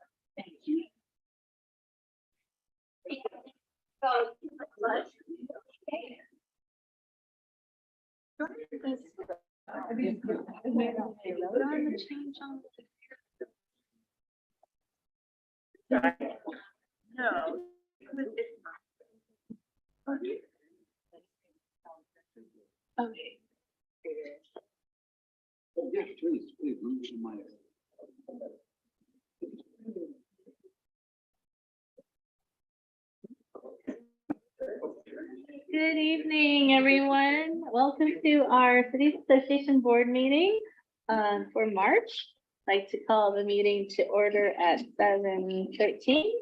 And if you get roll call, please. I will now call the roll. Bybee. Bybee is present. Way. Here. Is present. Langley. Is absent. Meadows. Here. Meadows is present. Mock. Is absent. He's going to join us. Well, I'll mark him as absent for now, but he will join later. Rennie. Here. Rennie is present. Montano. Here. Is present. Elahi. Here. Elahi is present. Turner. Here. Turner is present. Abakoga. Here. Abakoga is present. Who? Here. Who is present. Jimenez. Present. Is present virtually. Watanabe. Here. Watanabe is present. Lilia. Present. Lilia is present. And Klein.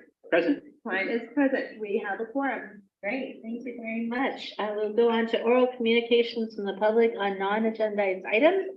This portion of the meeting is reserved for persons wishing to address the board on any matter not on the agenda. State law prohibits the board from discussing and or acting on non-agenda items. Do we have any members of the public wishing to speak? See anyone? Do we have anyone online? These are virtual speakers. And I will close public comment. And before we move on, I actually wanted to ask if it would be okay to have our president of the Santa Clara County Board of Supervisors, Susan Elvin, who's kindly joined us, to move her to the top of the agenda and have her presentation first. So any objections to that? No, great. Well, thank you very much for joining us. I have a little bio, if I could read it. So Supervisor Ellenberg serves as president of the Board of Supervisors, as well as the chair of the county's Public Safety and Justice Committee and vice chair of the Finance and Government Operations Committee. She's a member of the California State Association of Counties Executive Committee and a board member of First Five Santa Clara County. Additionally, she is the co-chair of the Joint Venture Silicon Valley and on the board of the National Association of Counties Justice and Public Safety Steering Committee. Supervisor Ellenberg is a former trustee for San Jose Unified School District. She was born in Pittsburgh, Pennsylvania, and is a graduate of Barnard College and Columbia University School of Law. Since relocating to San Jose in 1991, she's worked as a real estate and land use attorney and as a social justice educator. Supervisor Ellenberg lives in San Jose with her husband, and I think we all know her husband, Steve, and their two dogs, Lacey and Peaches. And I've met Nava, one of her daughters, and she has, Zach actually was at your swearing in, wasn't he? It was his wife, Ruth, and you have another daughter, Molly. So welcome. Thank you so much for making time to join us here at our Cities Association. So The floor is yours. Thank you so much, Margaret, and thank you also, where did Shelley go? Oh, Thank you for the invitation, and just a quick fun fact that Shelley and I guess you knew already, but I discovered and we connected. We both went to Barnard undergrad, and both of our daughters went to Barnard as well. So I'm a big fan of girls' education, so it always makes me excited, and also really delighted to see that Auden is here and worked for the Cities Association before they came to my team, but it's just fun to see all of the connections. And I'm also here with my communications director, Michael Norris. And I'm going to be a little fancy and formal with the notes because I have so many things that I want to tell you, and I know that you've got a lot of stuff to do tonight. So I'm going to be very speechy. All right, so, but I'll also just kind of start with the basics of the Cities Association. The mission, your mission of collaboration is one that just really resonates with me, because I think it's the only way really to get anything done of any significance. And when I presented my State of the County address last month, my central message in that address and my theme for the year is building together. And I mean that not only metaphorically in terms of the partnerships and the collaborations that are essential to do big things, but also quite literally building out our infrastructure and essential workforces, particularly in the areas of mental health and its intersections with homelessness, substance use disorders, and contact with the criminal legal system, and with regard to issues that are faced by our children and families. These are two of my biggest priorities in 2023, and I'll talk a little bit about both of them in detail. The Board of Supervisors has done really a lot of work in both areas recently, but if we want to be successful on a large scale, we need a lot of partnerships, and I'm definitely looking at all of you. And we really need to frame each accomplishment as a step along that path to ultimately meaningful systems transformations. Some of the work that I'm referring to and the steps kind of go back to the action that my board took last January, where Supervisor Otto Lee and I led our county to declare mental health and substance use disorders as public health crises. Since then, our board has approved more than 125 inpatient residential treatment and detox beds, with more in the pipeline, towards a goal of 500, at least, I'm going to say at least 500 by 2025. The 988 crisis line also launched last year. Can you raise your hand if you don't mind if you do not know what the 988 crisis line is? We've got 4 different types of mobile response teams. And again, this is another piece, but expansion of treatment facilities and workforce are really the North Stars, really critical to providing ongoing care and to limiting the number of people who are cycling through our jails. As part of that work, I created 3 work groups to propose recommendations to the board for alternatives to incarceration that emphasize public safety. And when I say I created, I kind of had the idea. Auden did the vast amount of the work to actually make them happen. But those committees are coming to a conclusion in May, and we'll be bringing a report to the Board of Supervisors. And I know that every single city in our region is faced with the multifaceted challenge of homelessness and the critical need for significantly more affordable housing. And I want to thank many cities. I think we're close to 100% that participated first in the task force with myself and Supervisor Chavez, and led your cities in the adoption of the community's plan to end homelessness. So thank you for that. And again, none of us can be successful alone. The county recently completed our 5th year of implementation for the Measure A affordable housing bond that voters approved in November of 2016. Since then, countywide, which means largely in your cities, we've approved over $643 million in multifamily housing developments consisting of over 4,300 new apartments plus 689 units renovated across 47 developments. Those are really big numbers. Can we just like take a minute to think about that? The amount of progress that has been made just since that bond went into effect is more than happened over 7 decades, many decades in this county before. So while the crisis absolutely continues and in some ways can feel demoralizing because our point in time counts continue to grow, although this year it grew by just 3%, which is still more people, but ultimately we are bringing that number down further and further, and we will get to functional zero. In addition to Measure A, some county and city developments are also getting Project Home Key funding from the state, which enables communities to develop many different types of housing, including interim housing. And just yesterday, I joined Councilmember Watanabe in Santa Clara at the Bella Vista property. This is an underutilized motel. We had a ribbon cutting to celebrate the creation of 64 interim beds in the city of Santa Clara. And I really want to shout out to Kathy because their city council made so clear that this was critical. The follow through with staff and planning and permitting was phenomenal. And they did this in 7 months. So yay for them. So far, Project Home Key has helped to convert 270 hotel rooms into 224 permanent, affordable, and supportive housing units. 355 hotel rooms have been rehabbed and used for emergency interim housing with the intent, like Bella Vista, to later convert them to permanent housing, and 412 new units of emergency interim housing have been created using modular construction. So again, to all of you, your involvement matters. Particular thanks to Santa Clara, Milpitas, San Jose, Mountain View, and Palo Alto for participating in Home Key. And those of you who haven't had the opportunities to do so yet, there is still money and still time to do this.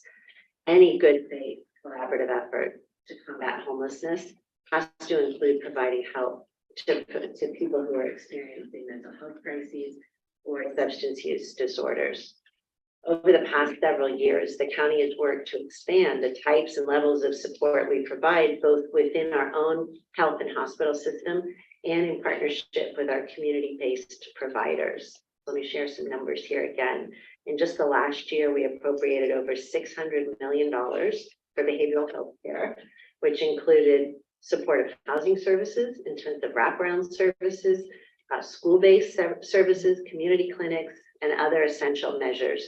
But again, I'm going to really say the same thing because it applies across sectors and across areas of need. We have to do more. We have to particularly invest in infrastructure again, and that means expanding our workforce, really developing a workforce pipeline, contracting for additional facilities, and expanding access to services. The same structure of access and physical infrastructure, facilities, and workforce applies equally to childcare. So let me chat with you a little bit about that. Last March, the Board of Supervisors unanimously approved my Children's Roadmap to Recovery, which had a focus on investing in early childhood education workforce development. We allocated $5 million at that time, as well as funding for school-based wellness centers. The referral also created supports for children who had lost a caregiver due to COVID-19. There was a report about a year ago from the Journal of American Medical Association Pediatrics that 10.5 million children globally lost a primary or secondary caregiver to COVID. The numbers really are staggering. Also last year with Supervisor Chavez, I initiated a referral that aimed to get unhoused families with infants and toddlers into stable housing. And we worked with the Housing Authority as well as other nonprofit providers to distribute 1,200 emergency housing vouchers. And to date, about 478 families with children have obtained housing, but we are working to identify more landlords. This is the biggest barrier. They have the vouchers in their hands. These are families with babies and toddlers. And to the extent that you, when you're meeting with your business communities or realtor associations, help me to bring down the stigma around accepting, voucher clients. For goodness sakes, if every landlord in our county had been accepting vouchers throughout the pandemic, they would not have lost one penny. People would not be at risk of eviction right now. It is steady income. And there are incentives right now for landlords with the Housing Authority and with the BODE and others, money to incentivize landlords to do this, help filling out the forms, gap coverage between the time that a landlord says they'll accept a tenant and when the federal money actually starts coming through. So landlords will not lose a penny. Again, if anybody is interested in this, please reach out to my office. I'd love to make it happen. We want all 1,200 of these vouchers to be used. And of course, this is only the start of what we're trying to accomplish in the county. To focus a little bit more specifically on children and the need for workforce and infrastructure and dependable funding systems. When we help young families, we literally help everyone. And this is truly not hyperbole. A phrase that you've probably heard me say before and will absolutely hear me say again is that childcare serves a public good and it needs to be funded as such. It's anti-poverty, it's economy boosting, and it's family stabilizing. This is the topic that came up again and again at the joint venture Silicon Valley State of the Valley event a couple of weeks ago, where the annual Silicon Valley Index was released. Do any of you not know what the Silicon Valley Index is? Excellent. And you know that it's free and it's phenomenal, robust data. Some of their numbers really put a fine point on how deeply our residents are struggling. One data set showed that 72% of all adults in the Bay Area consider the cost of living to be, quote, an extremely serious problem. But that number jumps to 83% when you only ask parents of children younger than 5.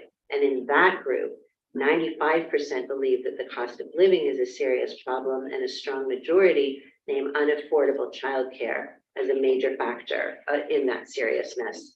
And right now, unfortunately, one of the few ways that we have to deal with that problem is by watching people leave the region. We just finished, as you're all possibly painfully aware, just finished the once in a decade redistricting process and census count, and the population of each county district decreased from about 400,000 residents each to 370,000. And the drop in population is not going to reverse itself on its own. And a community can't survive and thrive if people can't start and afford to raise families there. And this isn't, the childcare issue isn't just about affordability, but availability. During the pandemic, more than 300 childcare providers closed down. My colleague, Supervisor Arenas, noted at a presser that we did last week that in Gilroy, more than 1 in 20 young children qualify for fully subsidized care. So they're holding vouchers, like the landlord vouchers, that will pay for care, but they can't use them because there's no available spaces. So again, critical shortage in workforce pipeline and in facilities. So a simple sounding goal of mine is to make Santa Clara County the best place in the state to raise children. And one of the building blocks for success, and this is something that I really need cities to have a hand in, is that we shift the narrative around childcare and build a deep understanding that local economies are suppressed, there's less consumer spending, there's lower professional productivity and greater poverty, all leading to this host of socioeconomic challenges that we all see when high quality, affordable childcare isn't available. And I'm just going to hammer it home a little bit more. Childcare facilities are small businesses in your cities that pay taxes and result in attracting families to your cities, keeping residents employed, increasing local consumer spending. And I hear occasionally, just in the rumblings, that childcare isn't a city responsibility. Permitting, site approval, licensing, economic development, workforce growth, and quality of life are absolutely core city responsibilities, and childcare touches every single one of these. So I am looking to you to partner to bring this access to scale. And let me offer money too, because I hear that's an interesting incentive. The board just last week took a really significant step in this direction when we voted unanimously to allocate $20 million in ARPA funds to be invested in childcare infrastructure. I'm excited out of my head about this. $5 million are going into the childcare workforce development. This is on top of the $5 million that we put in a year ago. And 15 million is allocated toward a childcare and early education infrastructure grant program to rebuild the economy. I'm sure it has an acronym. So the goal here is to assist early learning and childcare providers that closed down during the pandemic that need funds to reopen. It's also available to currently operating childcare providers that want to expand, renovate, upgrade, add classrooms, and for non-existent facilities by groups that want to create childcare facilities. Cities are eligible to receive funding, and I urge you to look at your own facilities, look at city-owned properties, look at community centers, and think about where there might be space available for childcare. Partner with licensed or license exempt providers to operate the program. We can come up with a startup, and the granting is flexible enough to also include some operating funds. It's one-time money, so it's not good for ongoing salaries, but operating costs can be covered as well as capital. So please, and the fact that childcare is a permitted use of ARPA funds makes crystal clear that childcare is infrastructure.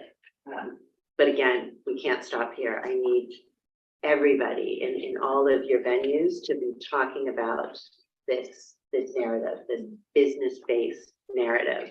So I'm going to close my remarks just with a reminder that the county is here to be a partner. I think our best work is done when we're in collaboration with each other, whether it's around homelessness, mental health, substance use services, childcare, any of the other myriad things that we all do. And I'm excited about this. I'm just starting my second term. I'm only, I'm 3 months into being the president of the board, and I'm just kind of brimming with energy and opportunity, and invite all of you to share your best ideas and to reach out with suggestions and to reach out for support. And if your program and time permits it, I'm delighted to answer questions. Thank you. Thank you. Any questions? So I have a question on childcare. It's so important. But liability, the facility, the training of people who run childcare is a daunting task. Yes. So I'm glad we are touching the training, but also I have friends who run childcare. It's not easy. They have to meet a lot of standards. They have a lot of liabilities. So how, and quality childcare is what I'm looking at, not just any childcare. So how does the county work with the city in addition to funding, but also on maybe standardize things and fast forward how can it, say if I'm interested in opening a childcare facility, how can I have a streamlined knowing what to do step by step so we can do it in an efficient way? I think that's very daunting for a lot of childcare people. So absolutely, and there are experts on the licensing that can be advisors. One of the great things that I think cities can do here in terms of partnership is streamline the permitting. I know we want you to streamline everything, streamline housing and streamline childcare and streamline mental health facilities. But you're right that that is a significant challenge. But I can connect you to groups that are individuals that are consulting and working around that. You as cities don't have to take on an understanding of the licensing and the detail. You really just need, I say just, but I think your greatest contribution is to provide the space, because there are licensed providers or licensed exempt providers or professionals in this area who know how to do that, but cannot necessarily afford to rent or buy or renovate or upgrade a facility. So again, think of the city piece as being. So you're saying the city has facilities and then someone reported to a county specialist that could. Not a county specialist. We don't have that expertise. We're also focusing on providing space and having experts to come in. Let's connect offline. I know that, and I don't want to send everybody to Patricia Gardner, who's busy retiring, but she had worked out through getting tangled. But she was advising a number of childcare providers on how to work through the licensing process. Again, please don't know but through First Five and through the county office of ed that now have resource and referral, it can absolutely help you find who the right people are. And also one more question. There are facilities like Northland, the YMCA runs childcare, but they only runs for their people who work exercise. Is there any way to ask them to expand their childcare? No, it is. And maybe they'll say, we can't afford you, we need more money. Or facility. Or facility, yeah, absolutely. So you love, well, for one thing. You were nodding, so yeah. No, so definitely childcare is an issue in everyone's community here. For unhoused, is the county, so I understand funding for permitting and other things, that 5 million to 15 million, is there funding specifically earmarked for what I'll say is funding childcare for unhoused people, you know, so grants to like small or large size childcare to say, this is an unhoused family, they need childcare. Is that part of this program or no? Just wondering. So the facilities are open to anybody. We're focusing first on being able to use all of the existing vouchers, and families that you're describing would absolutely qualify for vouchers. And in fact, the CalWorks program for young families of very, very minimal income provides childcare as one of their features so that parents can go to school, finish degrees, go to work. So it's absolutely a part of that. And as we think about building more, continuing to build permanent supportive housing, Cindy and I are working to make this into a firm policy, but we want childcare facilities to at least be considered and evaluated with any new housing development for exactly that reason. And it's important that we pay childcare providers living worthy wages so that they're not living in poverty, and that their own children can have access to the childcare where they're working. And I appreciate that. And I appreciate the focus on Silicon Valley Index. Thank you for speaking with that. You did a fantastic job as running that panel. But I do think, you know, if Auden can resend that to our, you know, our members, just to remind them that this is there. I think most received it, but a lot of people, you know, the more we keep hitting them on these numbers, I think that was in every year, it's eye-opening in how that data is cut and sliced, you know, for council and just getting a better idea what's happening in the valley. I think it's critical. And thank you for that. And I think a significant evolution of the State of the Valley Conference this year is that it's always focused on kind of the shiny tech sector, and yay, property values are going up and income is going up without ever talking about this other piece. And you continuously hear, gosh, how can there be so much poverty in a valley where there's so much wealth. And people are just beginning to understand that we have so much poverty and homelessness specifically because we have so much wealth. And that wealth has pushed down harder and harder on folks who are middle class and working class and are just being absolutely priced out. So they go hand in hand. Anyway, so that's a point that I think is worth making all the time as well. Thank you. Want to thank you again. If there are other initiatives that you would like to share, please let us know at any time. We'd love to have you come back, or we could send it through your staff. Absolutely. And the other way too, if you all think of things that the county isn't doing or isn't doing in a way that cities can actually take advantage of, absolutely let me know. Like we are all stronger together. So cliche as that sounds, it is super true, and I'm really here for it. Except now I'm leaving. I'm here for it. Thank you. Thank you very much.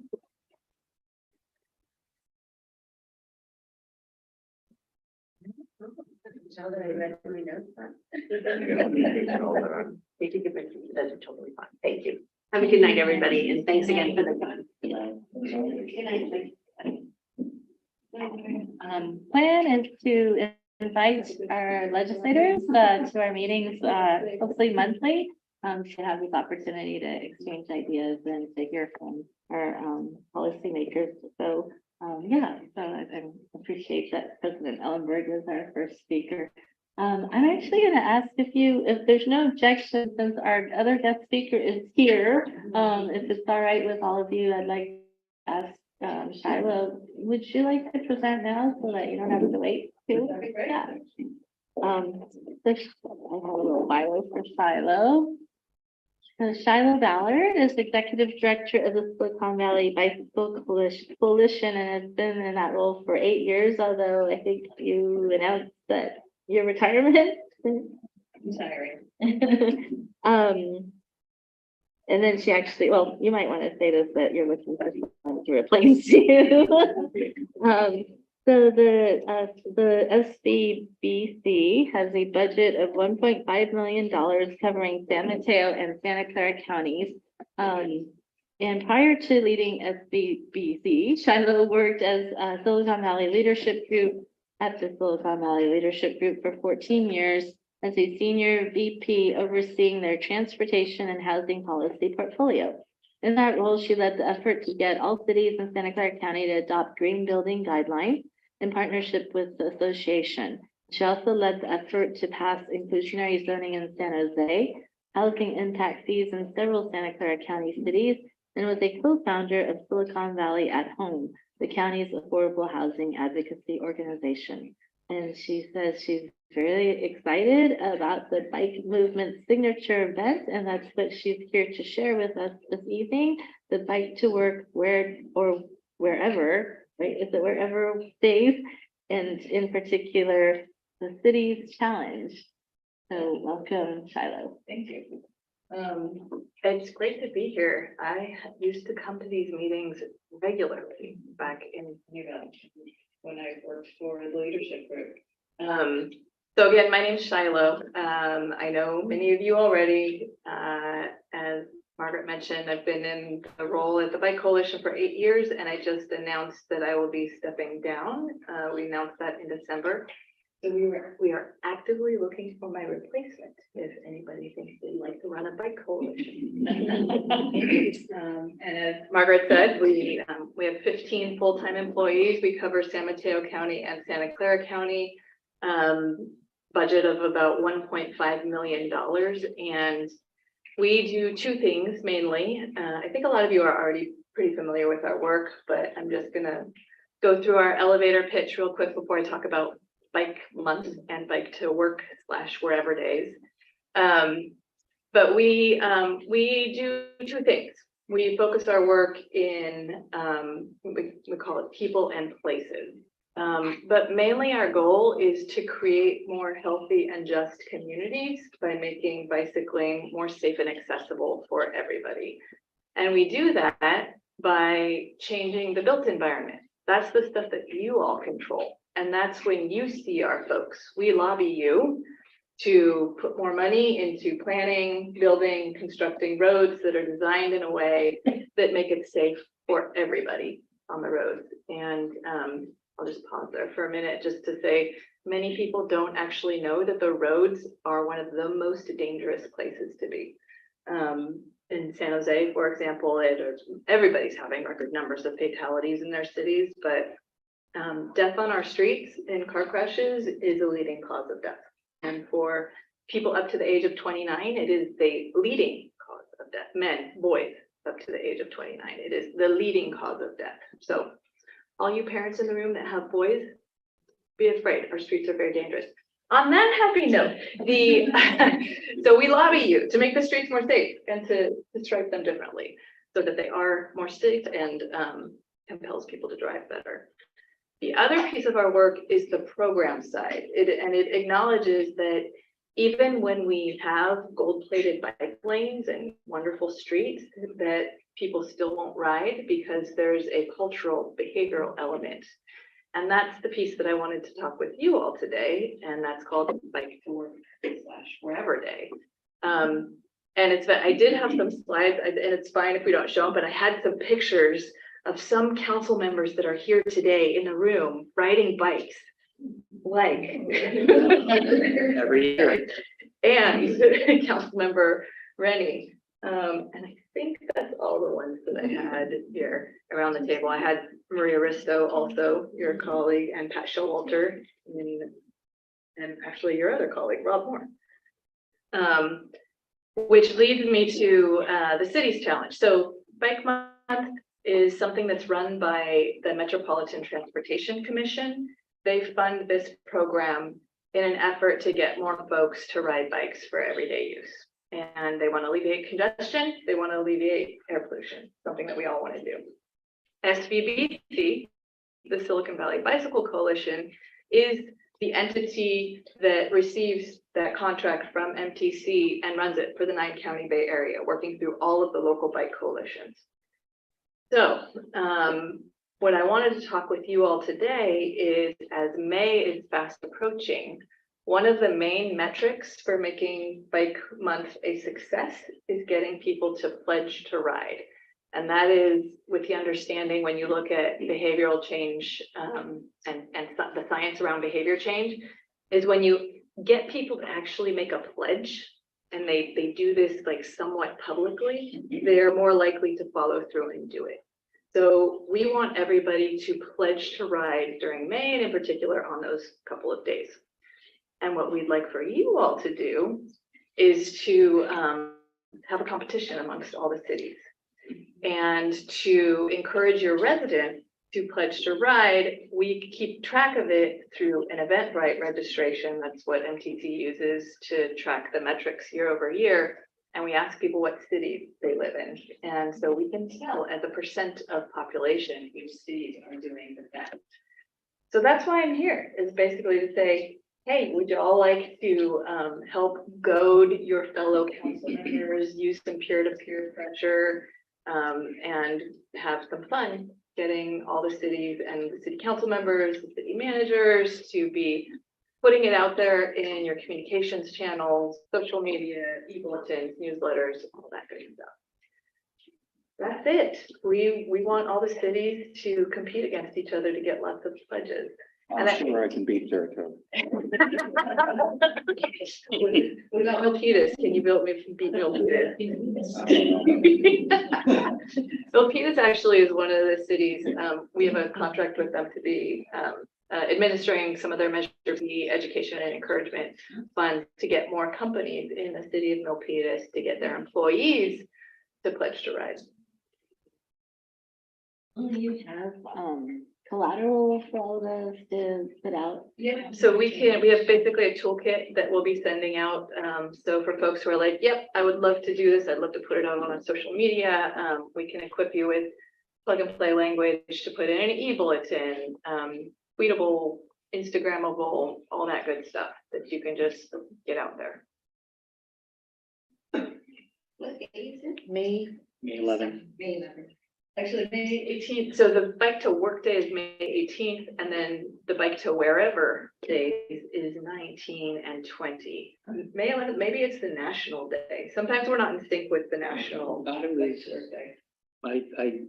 I normally do it January, and of course, MTC, I thought said the 11th, but I could be wrong. So the challenge for the days of the month.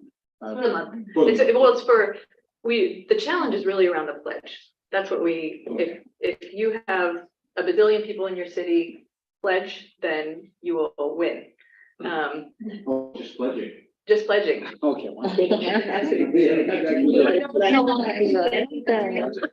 Yeah. The theory is if they pledge, and then we follow up with them, and there's all sorts of fun stuff going on during May where we're trying to entice people to actually follow through on their pledge. So to get the toolkit, I'm sorry, to get the toolkit, do we have to request it or you're just gonna send us an online? I can send it through you all, Okay. Yeah.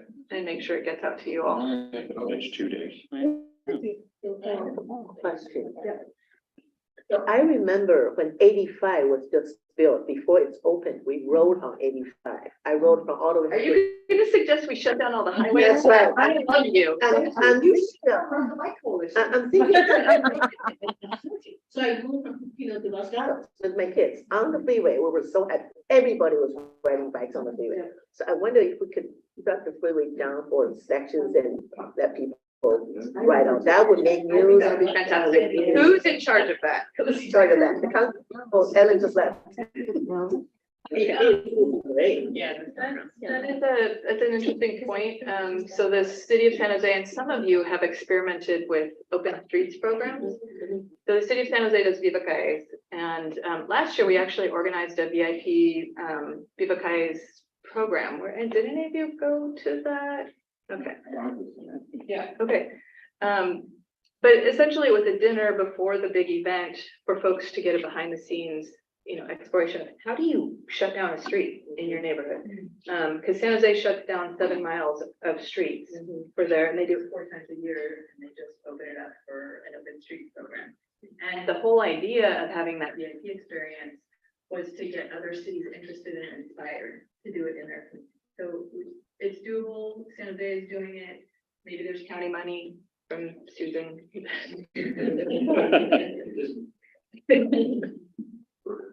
So it might have been a different organization, but I've got May is Bike Month proclamation scheduled for good. May.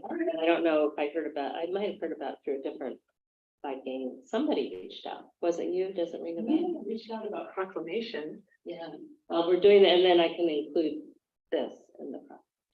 Cool.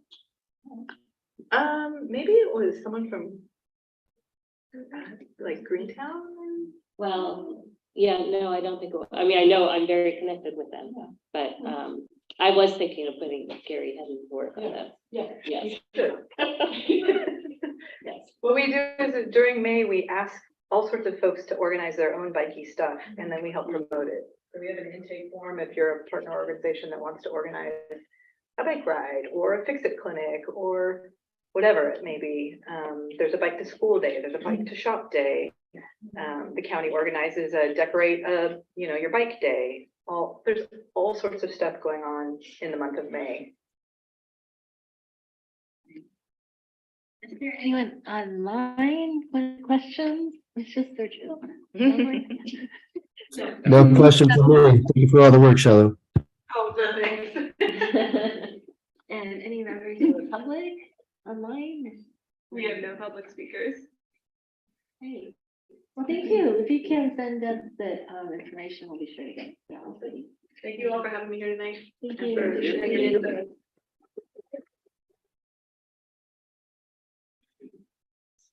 So we will now move back to the top of the agenda into our closed session.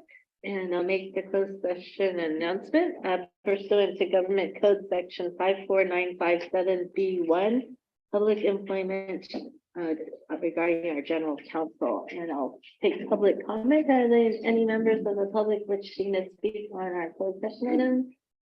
I don't see anyone online. Down online. Great.